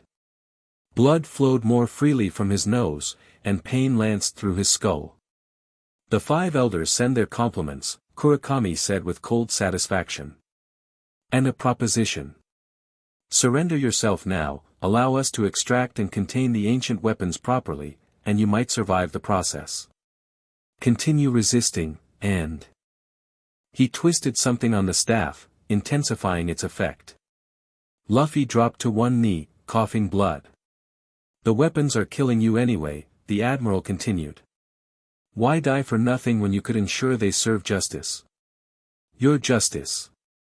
Luffy managed between bloody coughs, isn't freedom. It's control. Order requires control, Kurakami countered. The ancient kingdom learned that lesson too late. They created weapons they couldn't fully command, entities they couldn't fully understand. Their arrogance doomed them. Despite the pain, Luffy forced himself back to his feet. You're wrong. The weapons weren't their doom. Your precious world government was. Historical revisionism doesn't change current reality, Kurakami dismissed the argument with a wave of his hand. The gateway weakens by the hour. The nameless press against the barrier. Only the world government has the resources and authority to manage this crisis. By making deals with the nameless? Luffy challenged. Yeah, we know about that too. For the first time, Kurakami's composure slipped slightly. Temporary arrangements. Necessary compromises. You think you can control them? Luffy shook his head in disbelief. You're letting them in on purpose. Not letting them in, Kurakami corrected. Selecting which ones enter, under what conditions, with what restrictions. A managed immigration rather than a chaotic invasion. They're not immigrants. They're parasites that consume consciousness itself. Some, yes. Those will be contained. Others have proven more cooperative. Willing to exchange knowledge for limited access to our realm. The truth dawned on Luffy with horrifying clarity. The staff. They helped you make it. Kurakami smiled thinly. An exchange beneficial to both parties. They provided insights into the ancient weapon's underlying mechanisms. We provide controlled access to what they need. You've doomed everyone, Luffy said quietly. They're using you. Once they're through, they'll consume everything, starting with the 5 elders themselves. Your concern is noted, Kurakami replied dryly. Now, my patience expires. Surrender the weapons, or I will take them from your corpse. Luffy glanced at the weakened Guardian, then at the celestial engine with its node still inactive. He needed time to recover strength, time to activate the node, time for his companions to complete their missions at the other nodes. So he did what he always did when backed into a corner. He attacked. Despite his weakened state, despite the weapons within him being disrupted by Kurakami's staff, Luffy launched himself forward with explosive speed. His fist connected with the Admiral's jaw before the man could fully raise his defenses, sending him staggering backward. You still have fight in you, Kurakami acknowledged, recovering quickly. Admirable but futile. Shadow power surged from the Admiral, filling the observatory with darkness that seemed to devour light. The staff pulsed in counterpoint, its purple energy specifically targeting the ancient weapon energies within Luffy. Under this dual assault, Luffy felt himself weakening rapidly. Yet he pressed the attack, relying on the combat skills honed through countless battles rather than the weapon's power. Punches, kicks, dodges, the fundamentals of fighting that had served him long before he ever encountered the ancient weapons. Kurakami matched him technique for technique, his own combat experience evident in every movement. Shadow tendrils struck from multiple angles, while the staff created painful disruptions whenever Luffy attempted to draw on the weapon's power. You fight well for a dying man, Kurakami commented during a momentary pause in the combat. But you must feel it, the weapons tearing you apart from within. My staff accelerates the process, disrupting the balance you've struggled to maintain. He was right. Luffy could feel the harmony completely unraveling, the weapon's energies once again in conflict within him. His vision blurred, strength fading with each heartbeat. Even his legendary stamina had limits, and he was reaching them quickly. But he had one advantage Kurakami couldn't anticipate. The Guardian, though weakened, had not been completely neutralized. As the battle raged near the celestial engine, the cosmic entity gathered what remained of its strength, waiting for the perfect moment.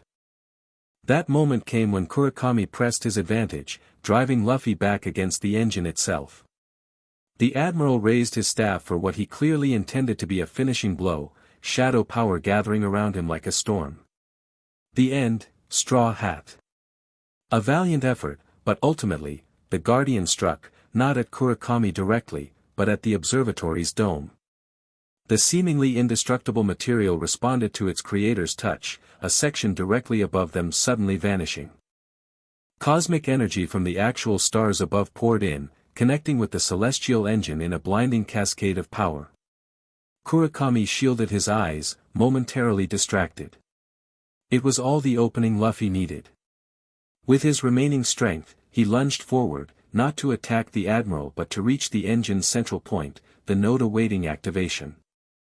His hands grasped the intense light at its core, and he channeled everything he had left into it, not just the weapon's power but his own life force, his will, his very being. No. Kurakami realized too late what was happening.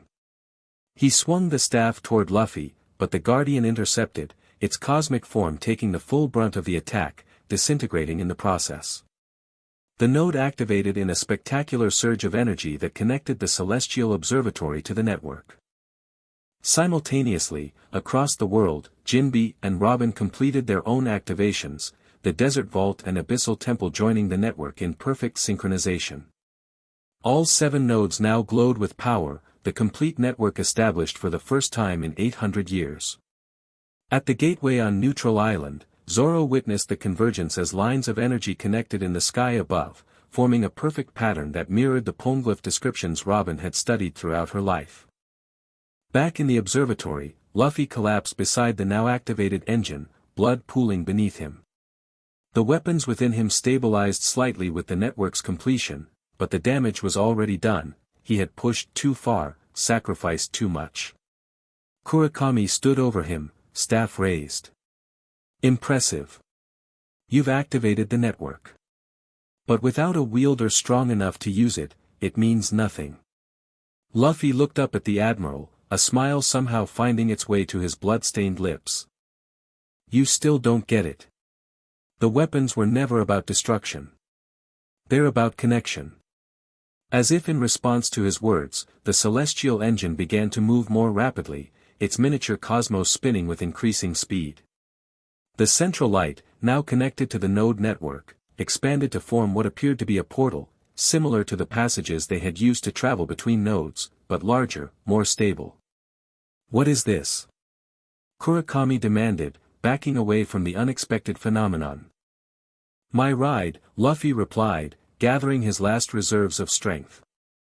With a move that caught the Admiral completely by surprise, he lunged forward, tackling Kurakami.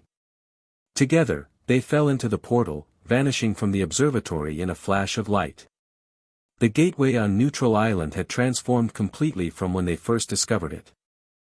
The mountain was gone, replaced by a massive structure that defied conventional architecture, part building, part living organism, part cosmic phenomenon. At its center, the tear in reality had grown to an alarming size, darkness visibly leaking through like ink in water.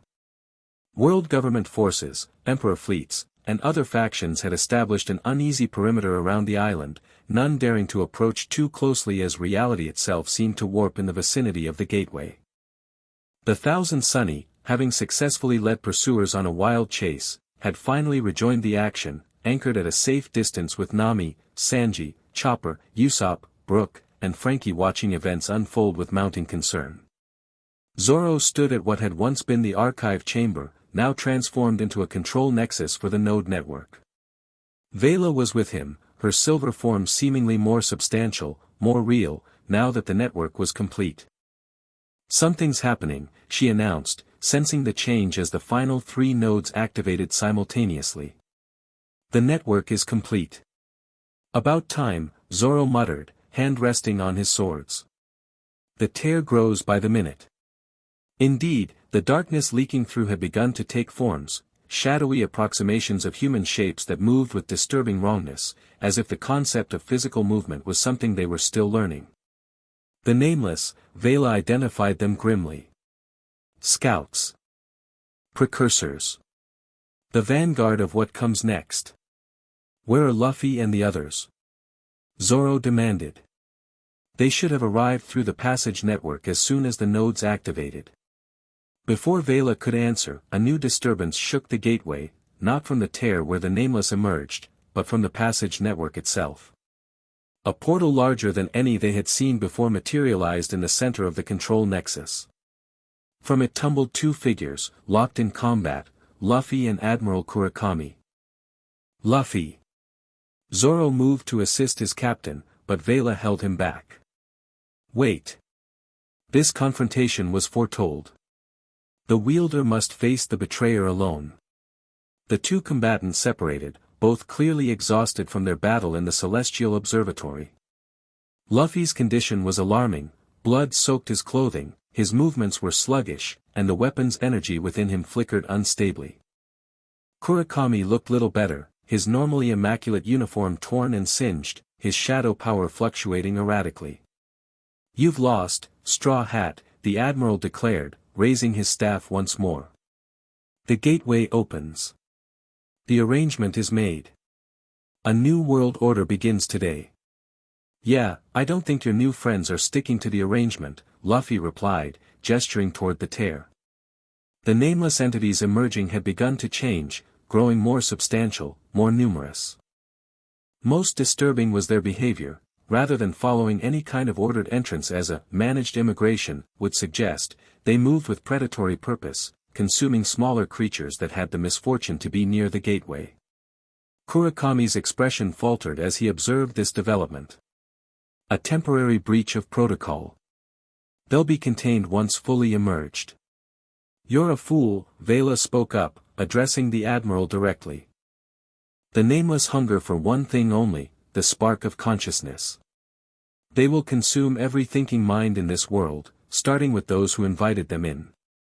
As if to emphasize her point, several of the more fully manifested nameless turned their attention toward the control nexus, sensing the powerful consciousness gathered there. They moved with increasing speed and purpose toward Kurakami specifically, drawn to something about him. The Admiral backed away, staff raised defensively. Stay back. I command you by the authority of our arrangement. The nameless paid his words no attention whatsoever, advancing relentlessly. Understanding dawned on Kurakami's face, perhaps the first genuine emotion beyond cold calculation that Luffy had seen from him. They lied. Used us. Yeah, Luffy confirmed grimly. That's what parasites do. With the immediate threat now obvious, priorities shifted instantly. Kurakami turned his staff not against Luffy but toward the approaching nameless. Purple energy lashed out, seemingly effective at first as the entities recoiled. But adaptation came quickly. The nameless learned from each attack, their forms shifting to become resistant to the staff's energy. More concerning, the tear continued to widen, allowing larger and more powerful entities through. The network, Vela urged, turning to Luffy. It's complete. You must use it now to seal the breach. Luffy nodded, staggering toward the control mechanism at the Nexus Center, a pedestal similar to those at each node, but larger, more complex. He placed his hands upon it, attempting to channel the weapon's power into the network. Nothing happened.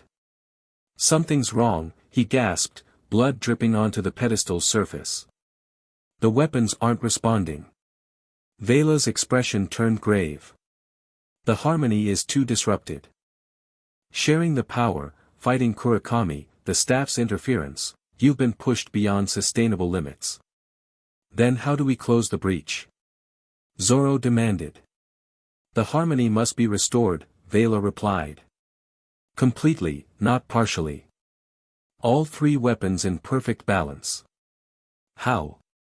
Luffy asked desperately, watching as more nameless emerged, Kurakami now backing toward them as his staff proved increasingly ineffective. The original wielders, Vela began, in times of greatest need, she was interrupted as a nameless entity lunged forward with shocking speed, passing through Kurakami's defenses. The Admiral screamed as the creature made contact, not a physical attack, but something far worse. Where it touched him, Kurakami's very essence seemed to dim, like color draining from a painting. Zoro reacted instinctively, his swords flashing as he intercepted the entity, driving it back. To everyone's surprise, his blades proved effective where Kurakami's staff had failed, perhaps because they were wielded with pure intent rather than calculation and compromise. Get back, the swordsman ordered, taking up a defensive position as more nameless approached. Luffy, figure out the weapon thing. I'll hold them off. Luffy turned back to Vela, desperation clear in his eyes. The original wielders. What did they do? In times of greatest need, when one wielder was compromised, the others would temporarily take the burden, she explained quickly. A complete transfer, not the partial sharing you attempted. Transfer the weapons to who? Luffy asked, looking around. Jinbe and Robin have the partial transfers, but they're still at their nodes. To me, Kurakami spoke up, having recovered somewhat from the nameless attack. The experience had clearly shaken him profoundly. Transfer them to me. You. Luffy stared incredulously. After everything you've done. I was wrong, the Admiral admitted, watching as more Nameless poured through the widening tier. Catastrophically, unforgivably wrong. The Nameless cannot be controlled. The arrangement was a deception from the start. He approached Luffy, lowering his staff.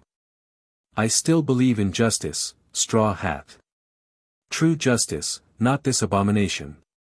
Let me atone for my error. Luffy studied the Admiral's face, searching for deception and finding none. Still, he hesitated. The weapons choose their wielders, he reminded Kurakami. They might reject you. They might, the Admiral acknowledged. But right now, they're killing you and unable to function. What alternative do we have? Zoro's battle against the Nameless was becoming desperate. Though his swords could harm them, they were growing too numerous, adapting to his techniques with each encounter. Luffy! He called out, blocking 3 entities simultaneously. Whatever you're going to do it now. Decision time. Luffy looked at the advancing Nameless, at Zoro fighting a losing battle, at Vela's urgent expression, and finally at Kurakami's outstretched hand. The weapons within him stirred, sensing the moment of choice. With characteristic decisiveness, Luffy made his call, but not the one anyone expected. Not you, he told Kurakami. Then, turning to Zoro, him. What? Zoro glanced back in confusion. The weapons need harmony to work, Luffy explained rapidly. Mind, heart, will, balanced. You're my first mate. My right hand. The other half of my strength. Understanding dawned on Zoro's face. He nodded once, abandoning his defensive position to rush to Luffy's side. Will it work? Luffy asked Vela urgently. Can I transfer to someone I choose? If the weapons accept him, yes, she confirmed. But the transfer itself might kill you in your current state. Worth the risk, Luffy decided. He turned to Kurakami. Your staff. You said it can affect the weapons. Can it help stabilize the transfer? The Admiral's eyes widened at the unexpected request. After a moment's hesitation, he nodded. Theoretically, yes. It was designed to disrupt, but the same mechanism could potentially stabilize with the right adjustments. Do it, Luffy ordered. Help us save everyone. Kurakami quickly reconfigured his staff, the purple energy shifting to a more neutral blue tone. This will help contain the energy during transfer, but the process itself will be up to us, Luffy finished. He turned to Zoro, clasping his friend's shoulder. Ready? The swordsman smirked. When have I ever not been ready to save your ass? Luffy grinned back, blood still trickling from his nose. Fair point. The transfer process began simply, Luffy and Zoro standing face to face, hands clasped, while Kurakami used his reconfigured staff to create a stabilizing field around them. Vela guided the process, her silver form beginning to glow as she connected to the node network.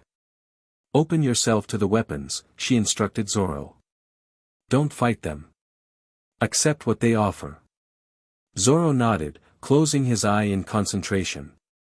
The actual transfer, when it began, was anything but simple.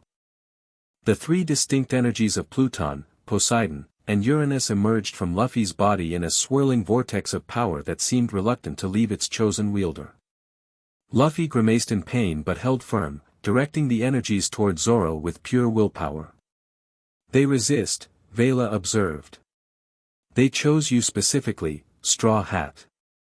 And now I'm choosing Zoro, Luffy replied through gritted teeth. They'll understand. Indeed, the weapon's energies seemed to hesitate, swirling between the 2 pirates as if evaluating this new potential wielder. Memories flashed visible in the energy stream, Zoro's pledge to never lose again, his willingness to take Luffy's pain at Thriller Bark, countless moments of absolute loyalty and unshakable resolve. Finally, the weapons made their decision. The energies flowed into Zoro, who accepted them with characteristic stoicism despite the obvious pain of the process. Gold, blue, and green light suffused his body, settling into patterns reminiscent of Luffy's, but with subtle differences that reflected Zoro's unique nature.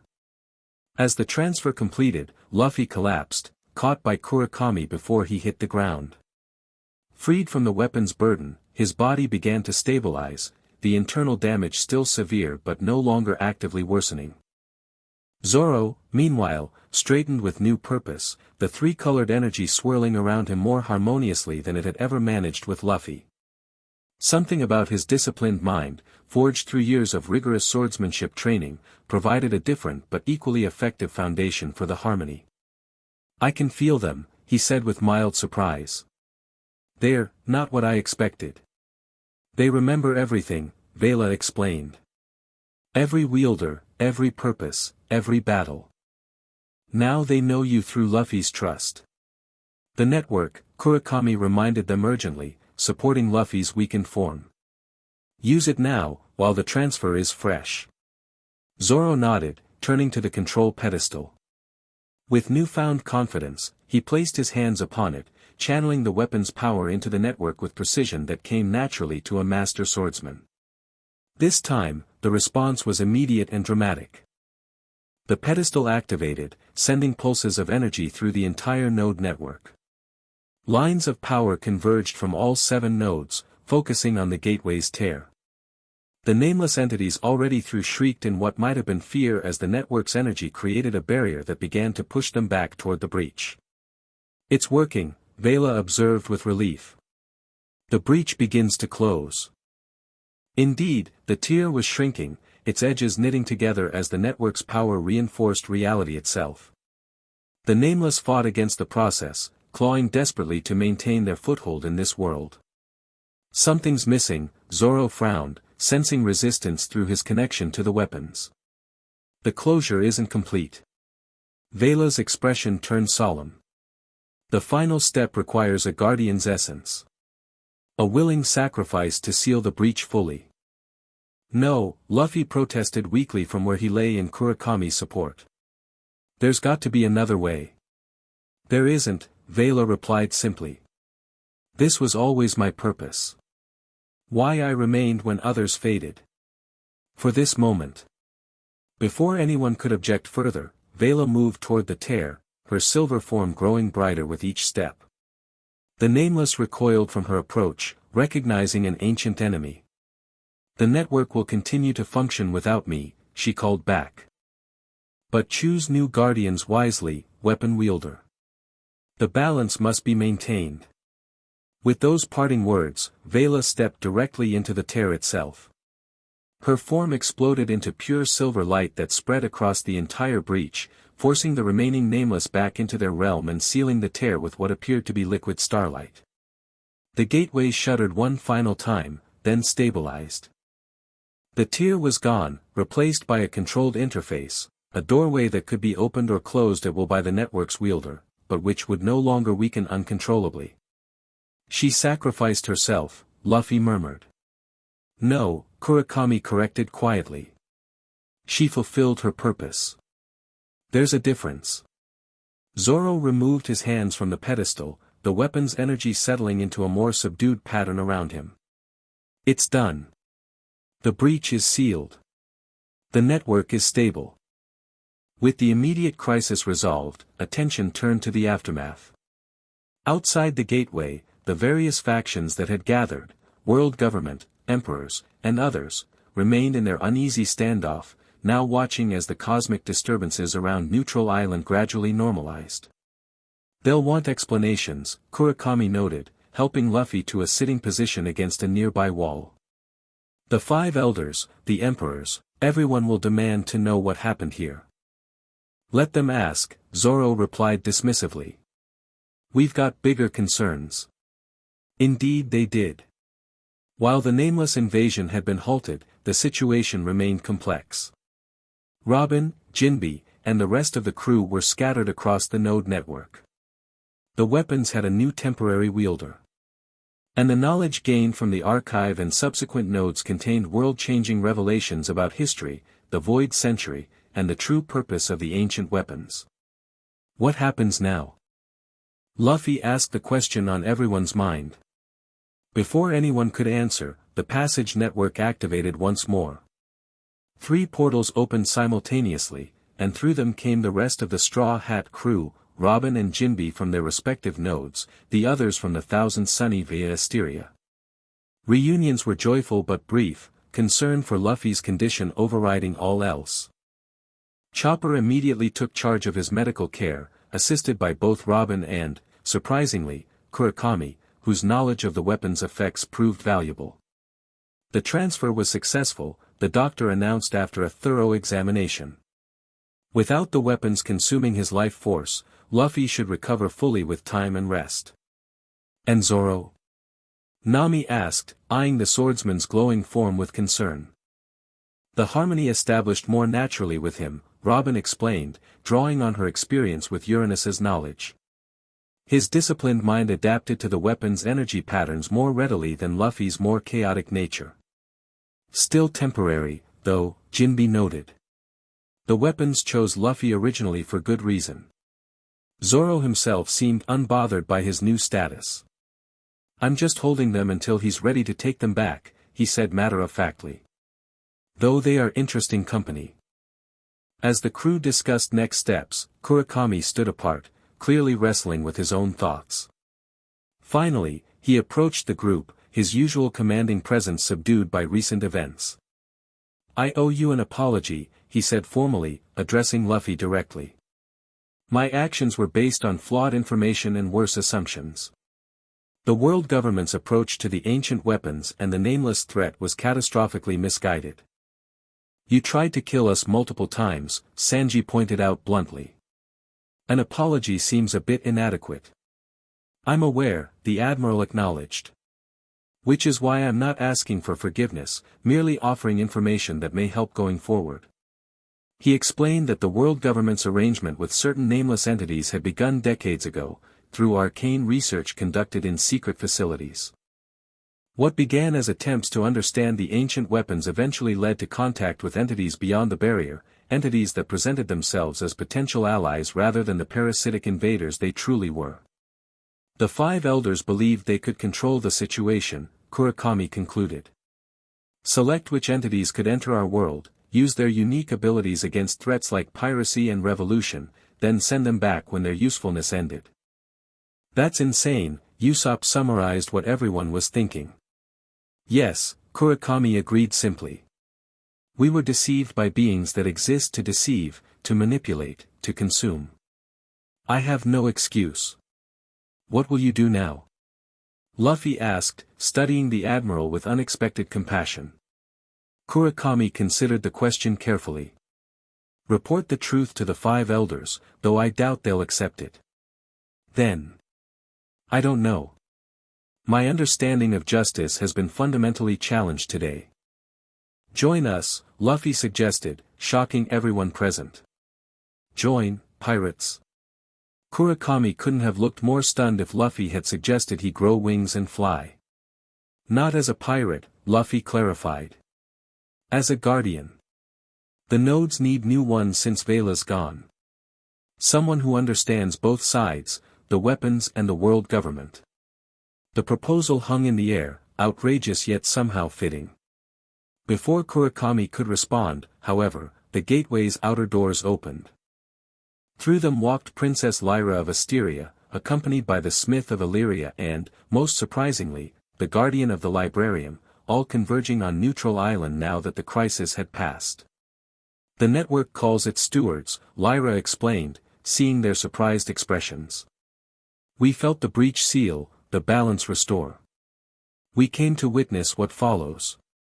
The weapon transfer was unexpected, the Smith rumbled, its molten eyes studying Zoro with interest. Yet effective. A pragmatic solution, the Librarium Guardian agreed, its cat-like eyes gleaming. Though temporary, one assumes.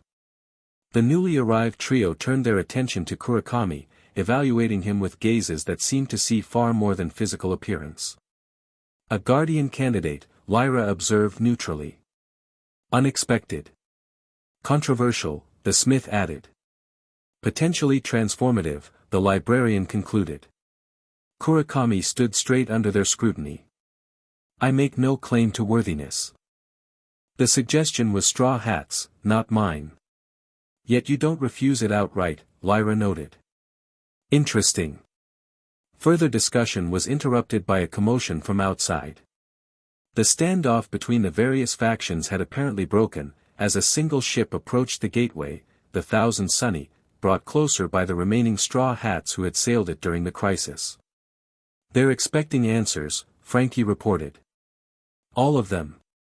Marines, Emperors, everyone. They've agreed to send representatives to hear what happened, but the truce is shaky at best. Let them come, Luffy decided, struggling to his feet despite Chopper's protests. They need to know the truth. All of it. The truth has been hidden for 800 years, Robin pointed out. Revealing it all at once could cause chaos. Maybe, Luffy acknowledged. But keeping secrets is what got us here in the first place. The world government hiding the void century. The ancient kingdom hiding knowledge across 7 nodes. Everybody keeping parts of the truth to themselves. He looked around at the gathered group, his loyal crew, the node guardians, even the former enemy admiral. It ends now. Full disclosure. Let people decide for themselves what to do with the information. The proposal was radical but resonated with everyone present. Even Kurakami, who had spent his career protecting world government secrets, found himself nodding in agreement. A new era begins today, Lyra said quietly. Not the one the Nameless intended. Not the one the world government planned. Something unexpected, emerging from chaos. That's kinda our specialty, Luffy grinned weakly. Preparations were made quickly. The gateway's main chamber, now stabilized after the breach closure, was converted into a meeting hall. Representatives from all major factions were invited inside, Marine officers, looking distinctly uncomfortable to see Admiral Kurakami standing with the Straw Hats, Emperor emissaries, including a stunning woman with serpent jewelry who kept giving Luffy meaningful looks, Revolutionary Army delegates, one bearing a striking resemblance to Luffy himself, and various other interested parties. Zoro, still carrying the ancient weapons, stood at the center of the chamber, their energy illuminating the entire space with a soft glow that somehow made deception impossible, a side effect of Uranus's power that none had anticipated but all appreciated in this context. The truth was revealed in its entirety, the Void Century's real events, the ancient kingdom's fight against the Nameless, the weapon's true purpose as tools of creation rather than destruction, the world government's betrayal and subsequent cover-up, and the recent near-catastrophe caused by misguided attempts to control forces beyond understanding. Reactions varied from shock to disbelief to outrage, particularly from the world government representatives when their leadership's secret dealings with the Nameless came to light. The Emperor emissaries calculated new power dynamics. The revolutionaries saw vindication of their long-held suspicions. Throughout it all, Luffy watched from the sidelines, still recovering but alert, his characteristic grin returning as he observed history literally being rewritten before his eyes. When the revelations concluded, an inevitable question arose: what would happen to the ancient weapons now? All eyes turned to Zoro, temporarily carrying powers that could reshape continents, control seas, and access the fundamental knowledge of reality itself. The pressure of the moment would have crushed most individuals. The swordsman merely shrugged. They're not mine to keep or give away, he stated flatly. They belong to my captain. When he's recovered, he'll decide. This declaration triggered immediate protests and counterproposals. The world government demanded the weapons be surrendered to proper authorities. The emperors made various claims based on territorial rights or historical connections. The revolutionaries suggested a council of representatives from all factions to oversee the weapons' use. Throughout the clamor, Luffy listened thoughtfully. When he finally spoke, his voice somehow carried over the din despite its weakened state. The weapons aren't objects to be owned, he said simply. They're alive in their own way. They choose who they work with. He glanced at Zoro, receiving a nod of understanding. Right now, they've chosen to work with the Straw Hat Pirates. Not because we're special, but because we want freedom for everyone, not control over anyone. Luffy pointed to the node network map, still visible in the chamber's ceiling. The 7 nodes stay active. The Guardians protect them. The network maintains the barrier against the Nameless. And the weapons remain with us until they decide otherwise. And if we object? A Marine Vice Admiral challenged. Luffy's smile was simultaneously friendly and implacable. Then you're fighting not just us, but the weapons themselves. Good luck with that. The discussion continued for hours, eventually evolving into a structured negotiation. By its conclusion, a remarkable compromise emerged, one that would have been unthinkable before the crisis. The ancient weapons would indeed remain with the Straw Hats, but under a framework of accountability to a newly formed Council of Guardians that included representatives from major world factions. The node network would be maintained and protected by Guardians chosen for wisdom rather than allegiance. The world government would acknowledge the truth of the Void Century publicly, ending centuries of deception. And most significantly, a new understanding of freedom would guide the use of the ancient weapons, not freedom from responsibility, but freedom to choose one's path without coercion or control. As the various representatives departed to report back to their leaders, the core group remained in the gateway chamber, the Straw Hats, the Guardians, and Kurakami, who had tentatively accepted the role of guardian for the gateway itself, a poetic justice that appealed to his evolving sense of right and wrong. So what now, Captain? Nami asked the question they were all thinking. Luffy, looking stronger by the hour as his body recovered from the weapon's toll, grinned broadly. Same as always. We find the One Piece. I become Pirate King. With the ancient weapons, you could just take the title now, Usopp pointed out. Who could stop you? That wouldn't be earning it, Luffy replied as if the answer were obvious. Besides, the weapons have their own mission now. Healing the damage from the Void Century. Rebuilding what was lost. You understand their purpose better than most who have wielded them, Lyra observed with approval. When will you take them back from Zoro? Chopper asked, still concerned about his captain's health. Luffy and Zoro exchanged a look that communicated volumes without words. We're trying something new, Luffy explained. The original ancient kingdom had 3 wielders sharing the burden. We're going to rotate among the crew, those who can handle it. No one person carries all 3 for too long. The harmony in rotation, Robin nodded appreciatively. Elegant solution. Zoro keeps them for now, Luffy continued. Once I'm fully recovered, we'll try the first transfer. Then maybe Jinbe, Robin, others as they're ready. It was a revolutionary approach to powers that had historically been concentrated in single individuals, a typically Luffy solution that prioritized friendship and shared burden over individual glory. As night fell on Neutral Island, the Straw Hats made preparations to depart. The gateway was secure, the network stabilized, the immediate crisis averted. But their journey continued, the One Piece still awaited discovery, and the full potential of the ancient weapons remained to be explored. On the Thousand Sunny's deck, Luffy stood at the figurehead, watching stars emerge above a world forever changed by recent events. Zoro joined him, the weapon's energy glowing softly around the swordsman's form. They're quieter now, Zoro commented. More balanced. Like they've found what they were looking for. They were looking for the right people, Luffy replied. Not just me. All of us. The ship sailed away from Neutral Island, leaving the gateway and its new guardian behind. Across the world, the other nodes pulsed with renewed purpose, their guardians dedicated to maintaining the network that protected reality itself. The ancient weapons, after 800 years of being misunderstood as tools of destruction, had finally resumed their original purpose, not to dominate, but to connect, not to control, but to protect, not to constrain freedom, but to ensure it could flourish in a world safe from threats beyond comprehension.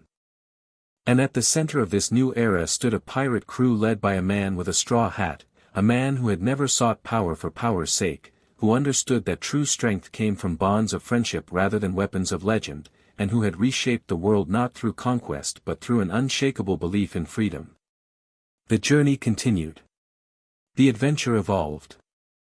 And the voice of freedom, carried on the winds of change, echoed across a world awakening to new possibilities after centuries of hidden truth. The end. Thank you for watching this video. Please be sure to subscribe to our channel and like this video.